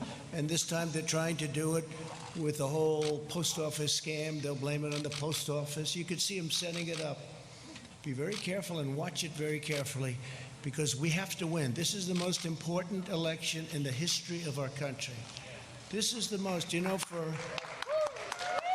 a long period of time, I would say, well, 2016, how special was that evening? Was that one of the great? That was one of the great evenings. But we have to be very, very careful, and we have to win. Our country is counting on it. This is the biggest. This is it. Our country can go in a horrible, horrible direction, or in an even greater direction. And before the plague came in from China, that's where we were going. We were going in a direction like we had never seen. The most successful economy in the history of our country, the best unemployment numbers in history for African American, Asian American, Hispanic American, women, college students, bad students, good students, everybody. If you had a diploma, if you didn't have a diploma, it didn't matter, you were doing well. Everybody was doing well. And we were actually coming together. You know, success brings people together, maybe better than anything else. Success brings people. So many times they say, we're divided. Well, we were very divided under President Obama, very divided. People have no idea how divided. They didn't talk about it as much. They didn't say it as much. But we were really coming together. And I was speaking with Democrats all of a sudden because the success, the markets were at an all-time high. And by the way, take a look at what's happening with the markets. Take a look at your 401ks, which you probably do every hour. Take a look at your stocks. We're very close to breaking the record, and NASDAQ has already done it. You know, NASDAQ has broken the record, I think, 16 times already during a pandemic. Hopefully we'll call it the final phase of a pandemic. You know, Biden the other day said, no, he'd shut it down. He'd listen to some guy say, and he'd shut it down. We just broke a record on jobs, an all-time record. There's never been 3 months where we've put more people to work, over 9 million people.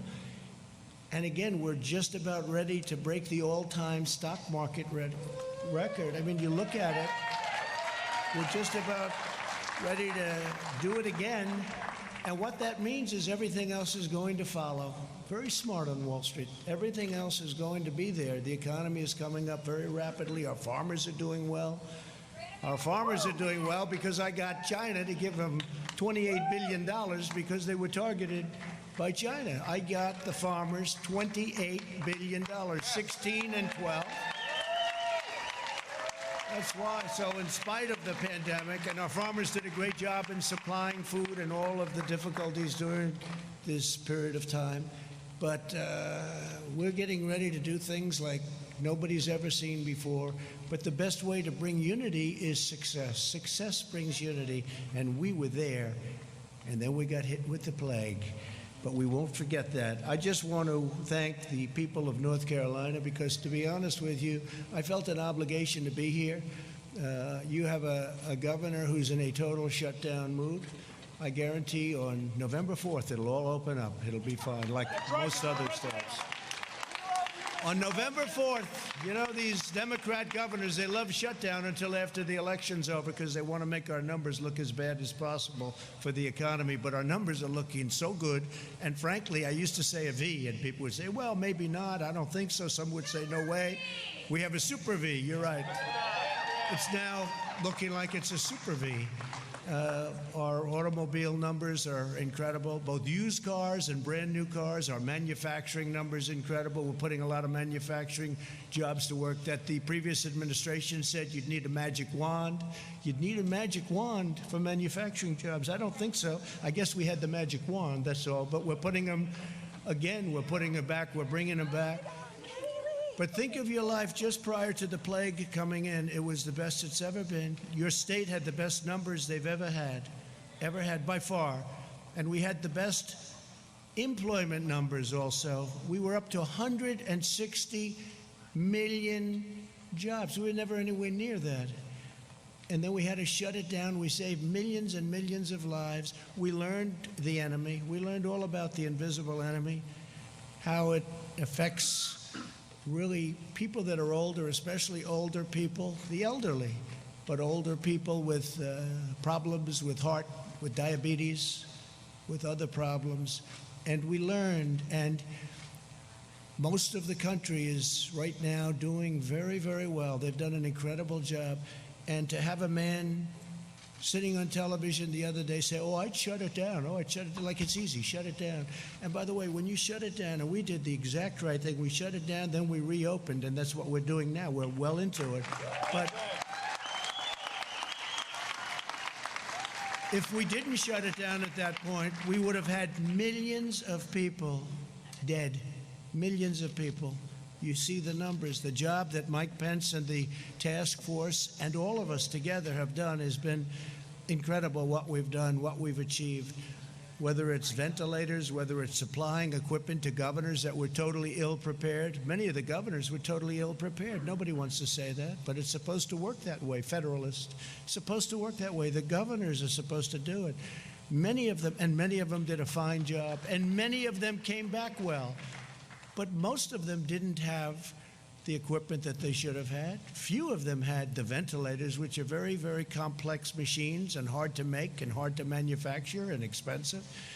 And we're right now making thousands of ventilators a month, and we're sending them. We have all we can use. Our whole country, every state, we're stocked. We're stocked. And I always say it, I'll say it again. There's never been a person that needed a ventilator that didn't get a ventilator. Every single person that's ever needed a ventilator, with all that you've heard, with how much, they said we didn't have. Again, I took over a country whose military was depleted and whose cupboard on this front were bare. The cupboards were bare. We didn't have anything. We didn't have a thing. We had very, very little. And we did a great job. We haven't been given, and it's not for me, it's for the incredible people, the generals, the admirals, all of the doctors, the nurses. And yet you saw yesterday convalescent plasma. You saw remdesivir. You'll soon see vaccines pouring out years ahead of what they would have been under a more traditional, let's use that term because it's nicer, a more traditional administration, where they would have taken years to come up with this stuff. We're coming up with it like nobody's ever seen before. The FDA, Dr. Hahn, I want to thank him. Alex Azar, I want to thank him. They've come with things and done things that have never been done in terms of speed and, frankly, in terms of quality. If you look at what we're doing and what we're coming up with, drug companies are coming out with vaccines that are, I've seen some results already. It's going to be very, very soon. They're in stage 3 trials. It's unheard of. We wouldn't be there for 2 years if this were a more normal situation. So I just want to thank everybody for being here. And again, I felt an obligation to come to North Carolina. It's been a place that that's been very good to me. We won a lot of victories here. I haven't been doing this that long, but I won every chance I had in North Carolina. I even stole a great chief of staff, Mark Meadows, right? I stole him from North Carolina. And he left Congress as a very popular guy. Could have been there for a long time if he wanted, and he came in. And by the way, you have a fantastic young gentleman going to take his place. He's a fantastic young guy, and he's going to be a real star in the party. He's going to be a real star in the party. So I just want to thank everybody from North Carolina. And I do want to show a little bit of a difference, because another state that's been very good to me is Wisconsin. And Joe Biden was going to have their convention in Milwaukee. And they didn't go there at all. They didn't do this. We did this out of respect for your state. We didn't do this for any other reason other than respect for the state of North Carolina. Because we said we wanted to hold our convention in North Carolina, and I think you're going to remember that, frankly, on November 3rd. We wanted to hold our convention in North Carolina. So I did that out of respect. And if you had a governor that would have let us have some people. He actually told me this. We had an arena that holds 19,000 people. It was totally jammed, sold out. Every hotel was full, everything. And I called him. He said, but we have a shutdown going on. And according to the rules and regulations, now this is 19,000. He did say it. I don't think he'll deny it. But he said, according to the rules and regulations, the most people you're allowed to have in that room, meaning that arena, he viewed it as a room, is 10 people. I say, so Governor, so I'm at 19,000, you're at 10. Can we work something in the middle? And it didn't sound too good. So we really had no choice. It was a terrible thing, but I felt so badly because you could have, economic development money, all of the things that happened. But we decided, I was with Ronna, the vice president, everybody, Mark, and we said, let's have our big deal, the roll call, let's have it right here. And let's do it, and I'm going to show up, and I'm not going to tell anybody. You know, until a few minutes ago, nobody knew I was coming. Right? Nobody knew I was coming. So, but what's more important than the roll call? You're the ones calling it, so what's more important? So, and I have to tell you, we're going to do a lot of things. I'm just going to go over very briefly because we're going to make a speech on Thursday night. I hope you're all going to be listening. I hope, because I came in and I'm on Air Force One, and Air Force One has more televisions than any plane in history. They've got them in closets. They've got them on ceilings, floors. They've got more television. You can't escape a television. And I turned to CNN, and they didn't have this. They weren't having it. Can you believe it? They didn't have it. No, CNN didn't have our roll call. Then I turned to MSDNC, as I call it. MSDNC, which is truly, it is a branch of the Democrats. That's right. It's I wouldn't say fully owned corporation, but it's certainly a fully controlled, or they control them. Nobody really knows who's controlling who. But, they had it on television. I remember watching it, and it was interesting. You see the different states, and we say this and we say that. The great state of Alaska, the great state of Alabama, the great state of North Carolina, the great state of all of them. And it's very interesting to me. They had theirs on, but they didn't show it. Instead, they're showing the scam because they're trying to show the post office so that when their whole mail-in thing fizzles, they'll try blaming it on the post office. Okay, so they're showing these hearings that are very boring, actually. And they're not showing this either. They weren't showing this. And Fox had it on, but unfortunately Fox wasn't showing it too much because they had the announcers talking. I said, I want to hear what they're saying. The delegates, I want to hear what they're saying. So I think we had to switch over to C-SPAN or to OAN or somebody. But I wanted to hear them. But I can promise you a few things. Number one, we will not be taking the word God out of the Pledge of Allegiance, okay?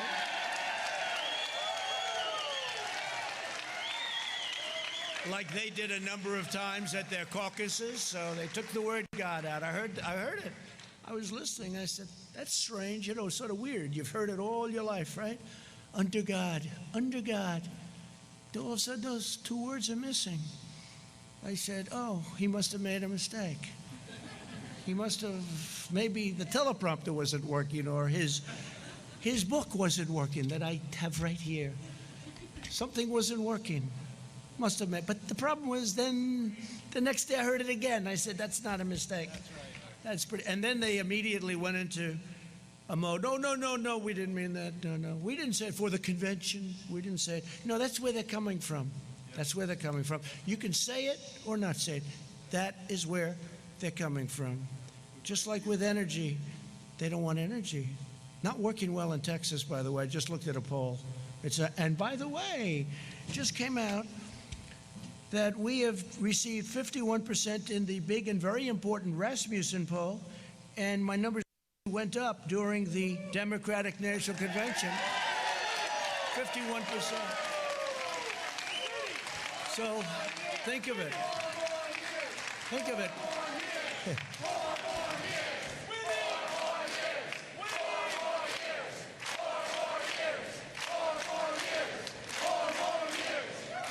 Thank you. I love this state. I like this place. And you're from all over the place, but this has been a good one for me. No, but think of it. So we're at 51% in Rasmussen. Do you read about it? Do you hear about it? You don't hear about it. They give you these suppression polls where they do registered voters instead of most likely. It's supposed to be likely. In other words, how about you? You're likely to vote. But how about you? You're registered, but I'm not voting. But see, under their plan, where they send these ballots, you don't have to want to vote. You get the ballot, and then they have harvesting. They get guys to go, do you want to vote? No, not really, but I have a ballot. All right, good. Who's it for? Sleepy Joe Biden. I'll put it here, son. Okay, could I have it? And they'll take it. In fact, harvesting is illegal in your state. They wanted to put a Republican, fine man, a pastor, they wanted to put him in jail because he harvested. Now they want to make harvesting legal all of a sudden. Right. They'll put him in jail as a Republican, right?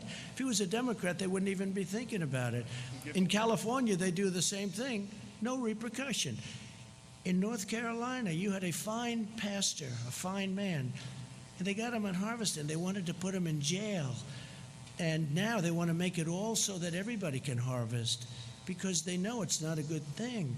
So people that don't want to vote are going to be sitting there. They'll be making them, if you talk about 80 million ballots, it's 80 million, could even be higher than that. I used to say 51 million, now it's 80 million. They said, sir, you're a little obsolete with the 51. I said, all right, what is it? 80. I said, 80? How is it possible to think of it? They'll be sending them, they'll be dumping them in neighborhoods, there'll be people are going to be picking them up, they'll be bribing, they'll be paying off people to grab some. This is going to be one of the greatest scams, and it's common sense. This has nothing to do with politics. It's common sense. Anybody, you don't have to know politics. They're going to mail out 80 million ballots. It's impossible. They have no idea. Who's mailing them? Mostly Democrat states and Democrat governors. Well, supposing they don't mail them to Republican neighborhoods, that means they're not going to get them. So they're going to complain, and the election's going to be over, and then they're going to complain, and then they'll say, oh, well, we didn't get it, big deal. In the meantime, you might lose the election. This is the greatest scam in the history of politics, I think, and I'm talking about beyond our nation. And they act like they're aggrieved, like by saying this, we're saying such a horrible thing. We're not patriotic by saying this. No, we voted during World War I.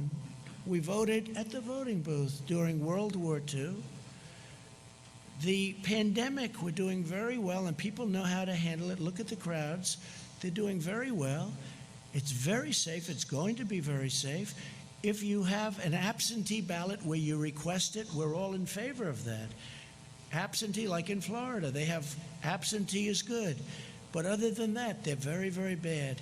There'll be millions of ballots.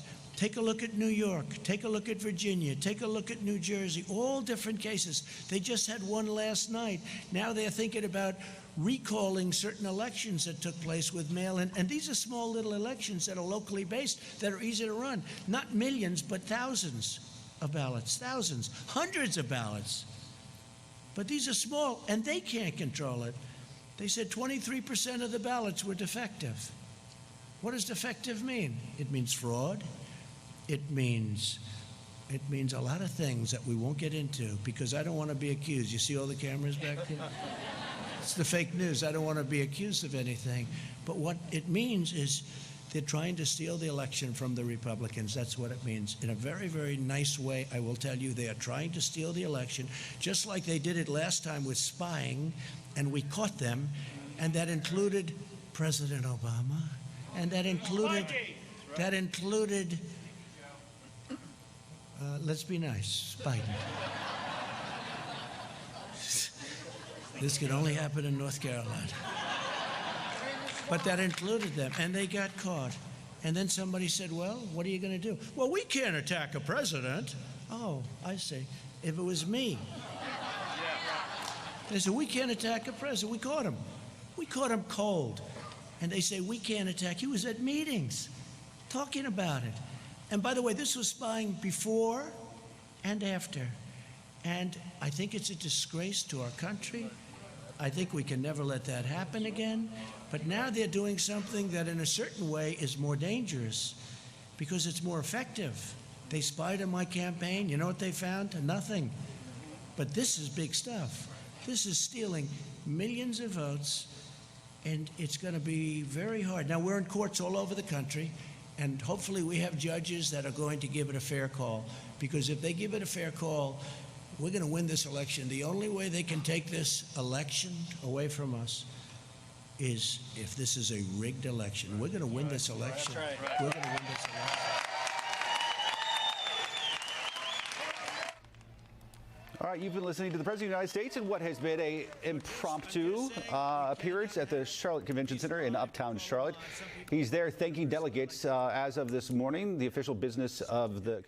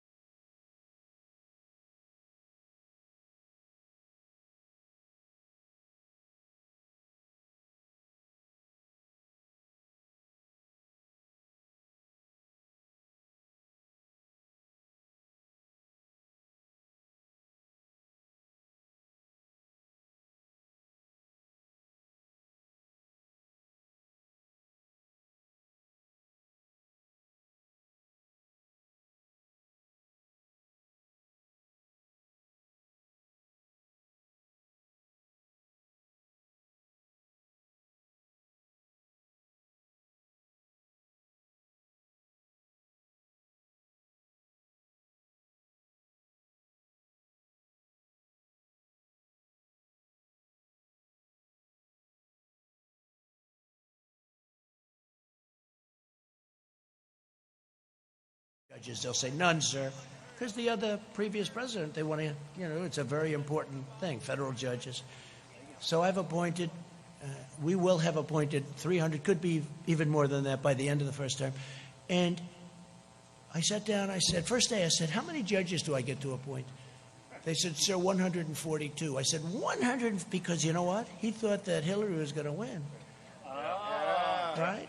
And the Republicans did not make it easy, let's say, but if you have enough time, there's not much anybody can do about it. We ended up with 142 judges, and then we've added many, many, and we're going to end up with 302 great Supreme Court justices. And remember this, I'm saying that I'm demanding, actually, a list. Let Biden put up a list of the judges he's going to appoint, that he'll take them out like I did. I had 25, and we're going to take it out of that list. And we're going to be announcing a list over the next couple of weeks with the judges that we had, plus we might add a few more, so you know exactly where we stand. He can't do it because he would appoint, it's not him, he has no choice. The radical left will demand that he appoints super radical left, wild, crazy justices going into the Supreme Court. Your American dream will be dead if that happens. It'll be dead. And by the way, the next president, so I've had two. Some presidents have had none. I have had two in a relatively short period of time.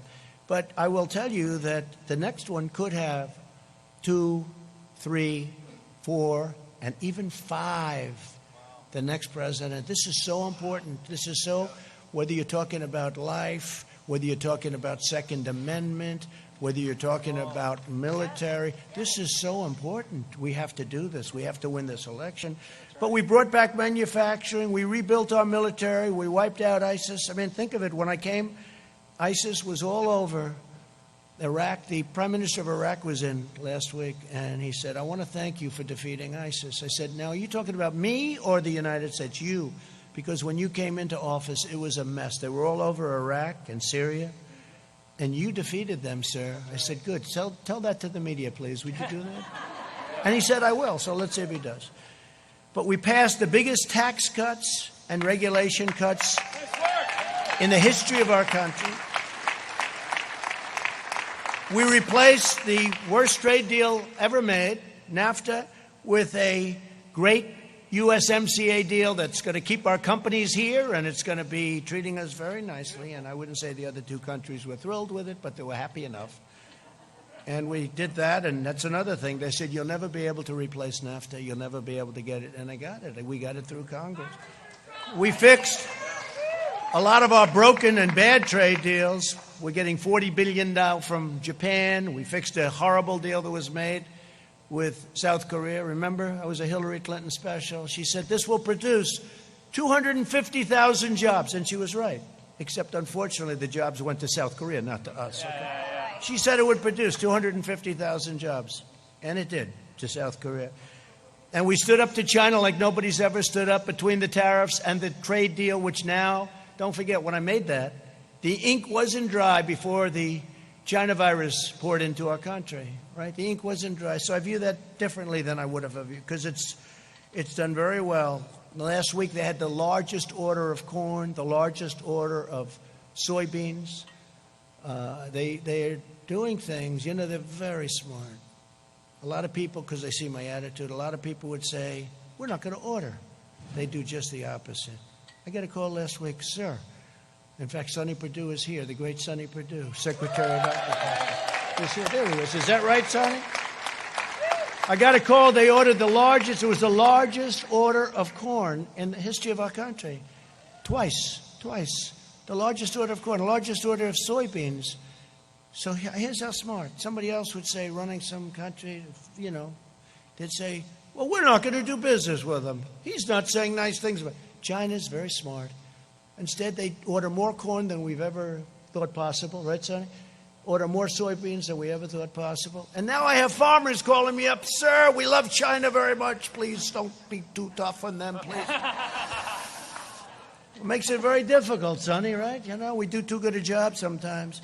We've achieved American energy independence, and we're now number one in the world by far.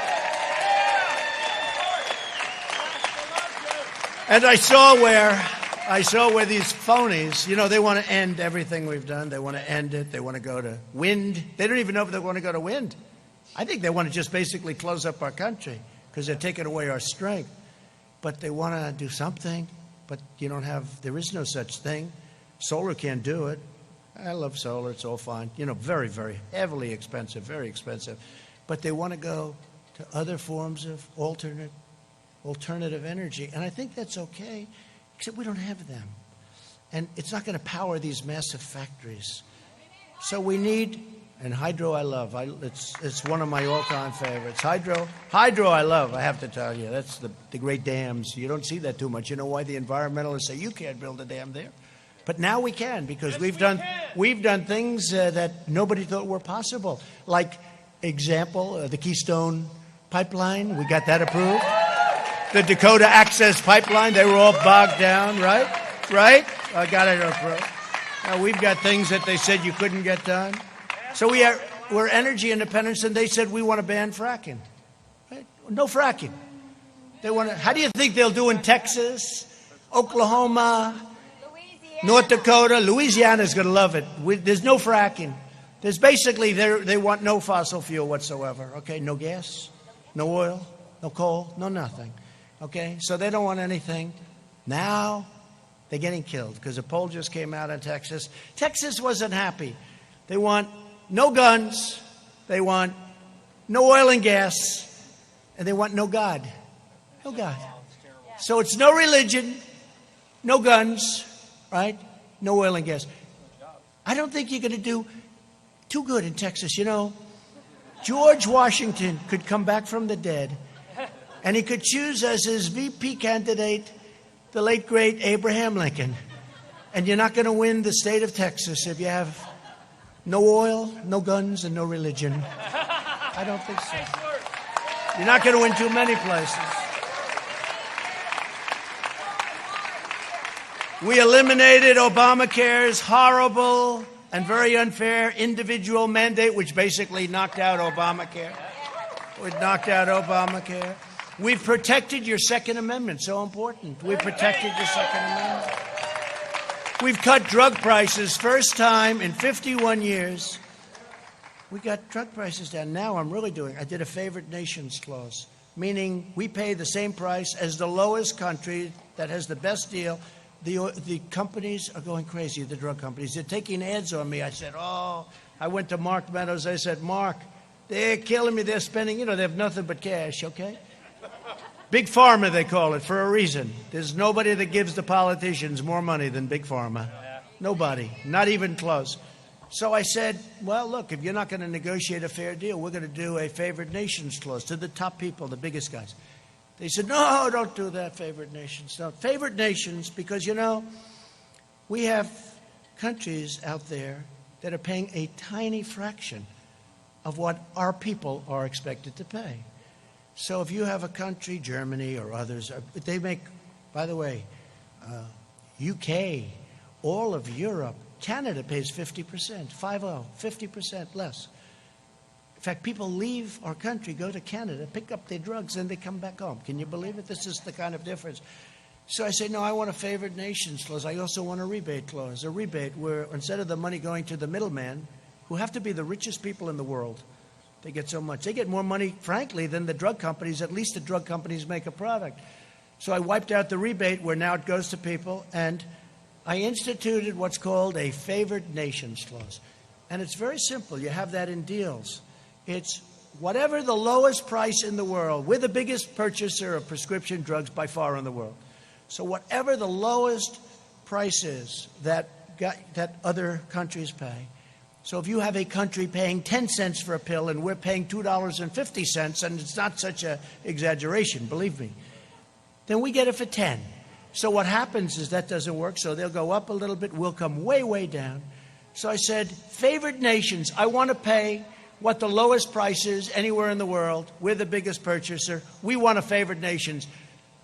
They had a heart attack, and then I signed it. They didn't believe it. They didn't believe it. And now what they're doing is they have ads, millions and millions of dollars worth of ads that I've been horrible to the people because of drugs, and I believe in socialism. Socialism. You know why? Because some of the socialistic countries get the lowest price. So the only thing I have with socialism is I want to get their price. Okay, that's the only thing. Other than that is our country will never be a socialist country. Okay?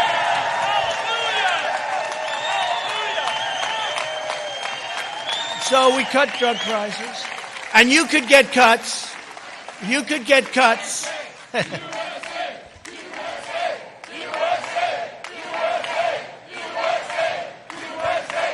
You could get cuts as much as 50, 60, or 70%, maybe even more than that, on prescription drug prices. And wouldn't it be a kick? I'll use this. Wouldn't it be a kick in the ass if I lost and Sleepy Joe is president, and this thing kicks in right about soon, right, in 30, 40 days, and people wake up after the election. Boy, Biden's done a great job. My drug prices just went down by 70%. What a great president he's been. He's great. And Sleepy Joe would say, I thought about that, but everybody knew about favored nations. But nobody had the guts to do it. And I'll tell you, I was called by many politicians, please don't do it, sir. Please. I said, why? They don't want to tell me why. I know why, because, they're politicians and they've been helping.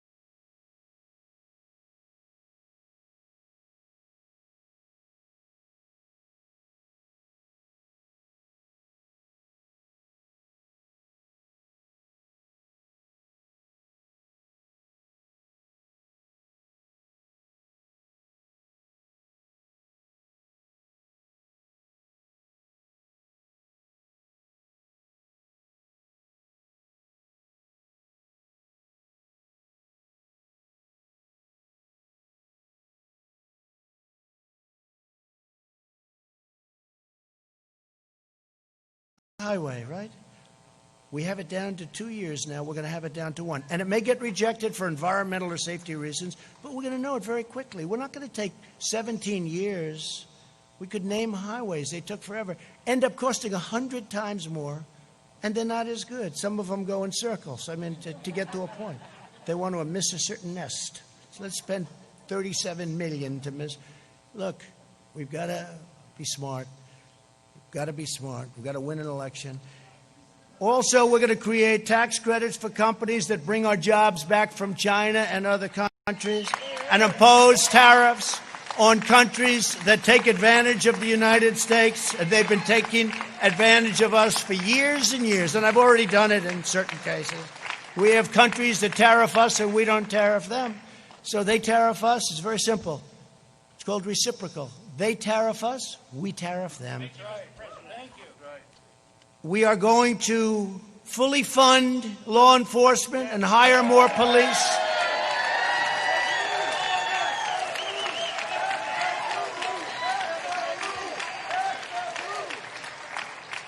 We're going to go with school choice, and we've made a lot of progress on school choice for every student in America.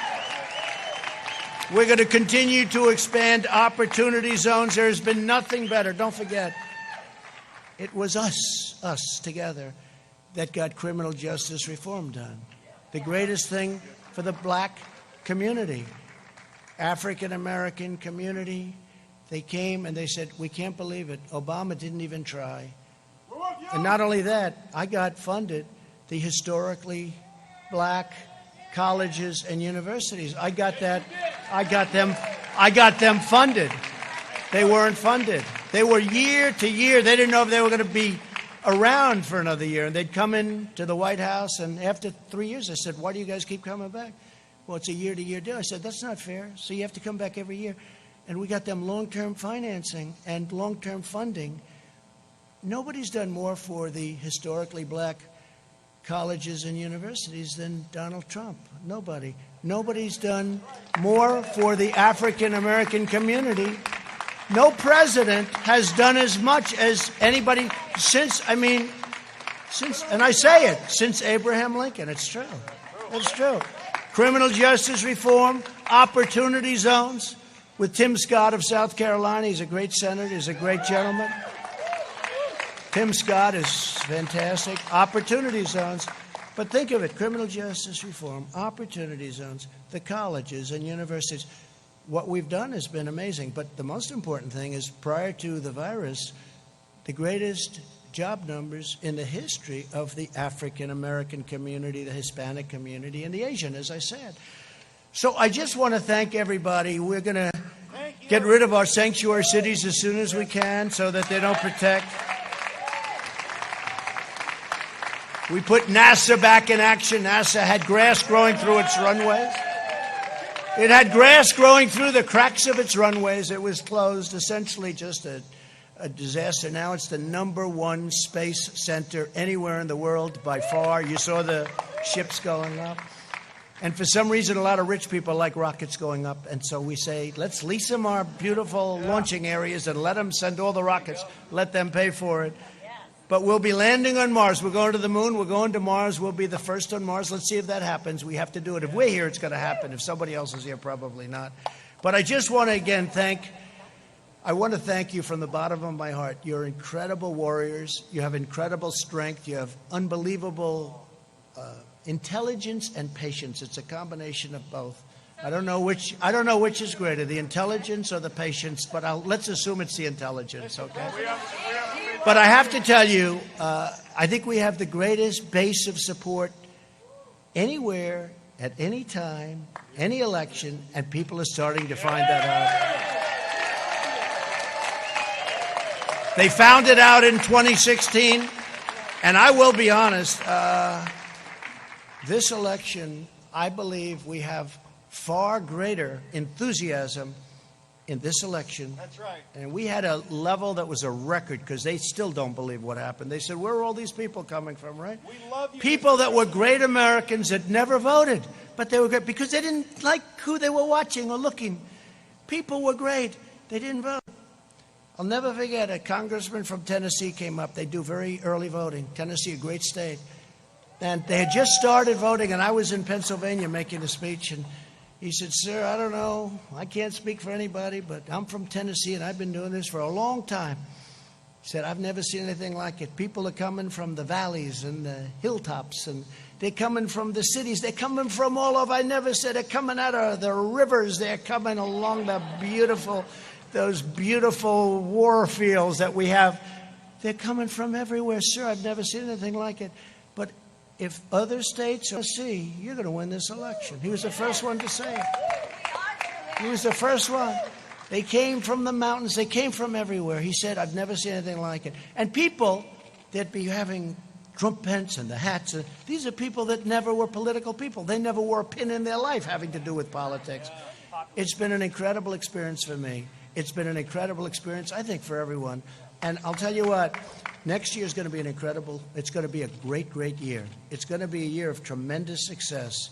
We're fighting off this horrible thing that was delivered by China, and it was by China, and we're never going to forget it, and I let them know. We're never going to forget what they did, because you know what? We're going to do great economic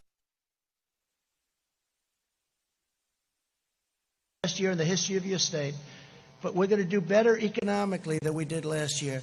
But we can never forget the 175,000 people, which will go up. Remember this, though. We saved millions, because if we didn't move, and if I didn't put the ban on heavily infected people coming to our nation from China, that everybody told me not to do, months later they were saying we shouldn't, and then they all either apologized or admitted it was right. And Europe, I did Europe too, very early.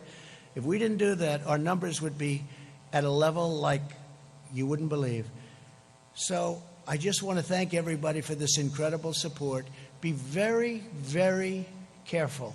This is going to be, and I really believe this is the most important election in the history of our country. Yes, it is. Don't let them take it away from you. Don't let them take it away. North Carolina, we love you. That's why I'm here. Thank you very much. Very special people. Thank you. God bless you all. Thank you.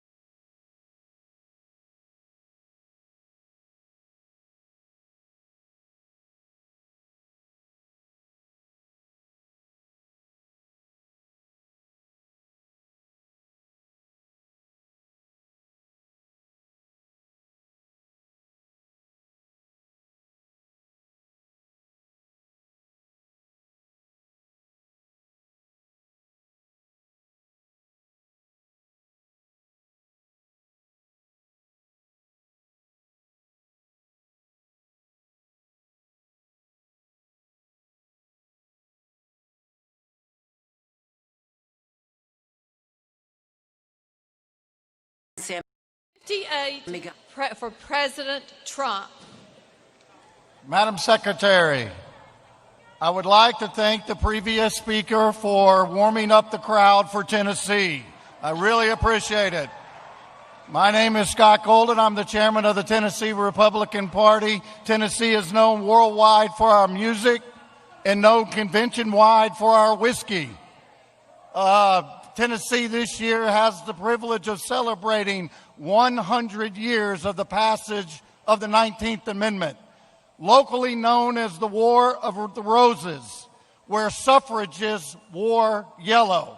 So we wear honor today. So on behalf of my two daughters and the daughters across America, Tennessee proudly casts its 58 delegates for the President of the United States, Mr. Donald Trump. Thank you. Pursuant to the announcement of the delegation and the rules and procedures of this convention, Tennessee, 58 votes, President Donald Trump. Texas, 155 delegates with the following band delegates, 155, President Trump. From the Lone Star State, home of the Alamo, where Texas is proud of our rich history and our culture and our diversity. We are the job creator in the nation. Our energy industry has made America energy independent. And our agricultural industry clothes and feeds much of the world. Like President Trump, every day we thank God for the great state of Texas and this great country. And like President Trump, we are pro-life, we are pro-family, we are pro-law and order, we are pro-law enforcement, we are pro-military, we're pro-Second Amendment. And in Texas, Texans who own guns don't vote for Democrats who want to take them away. And like the Merle Haggard song said, we still wave Old Glory down at the courthouse. We stand for justice for all, and we stand for the national anthem. We're pro-Second Amendment. The president was not born in Texas. Texans who own guns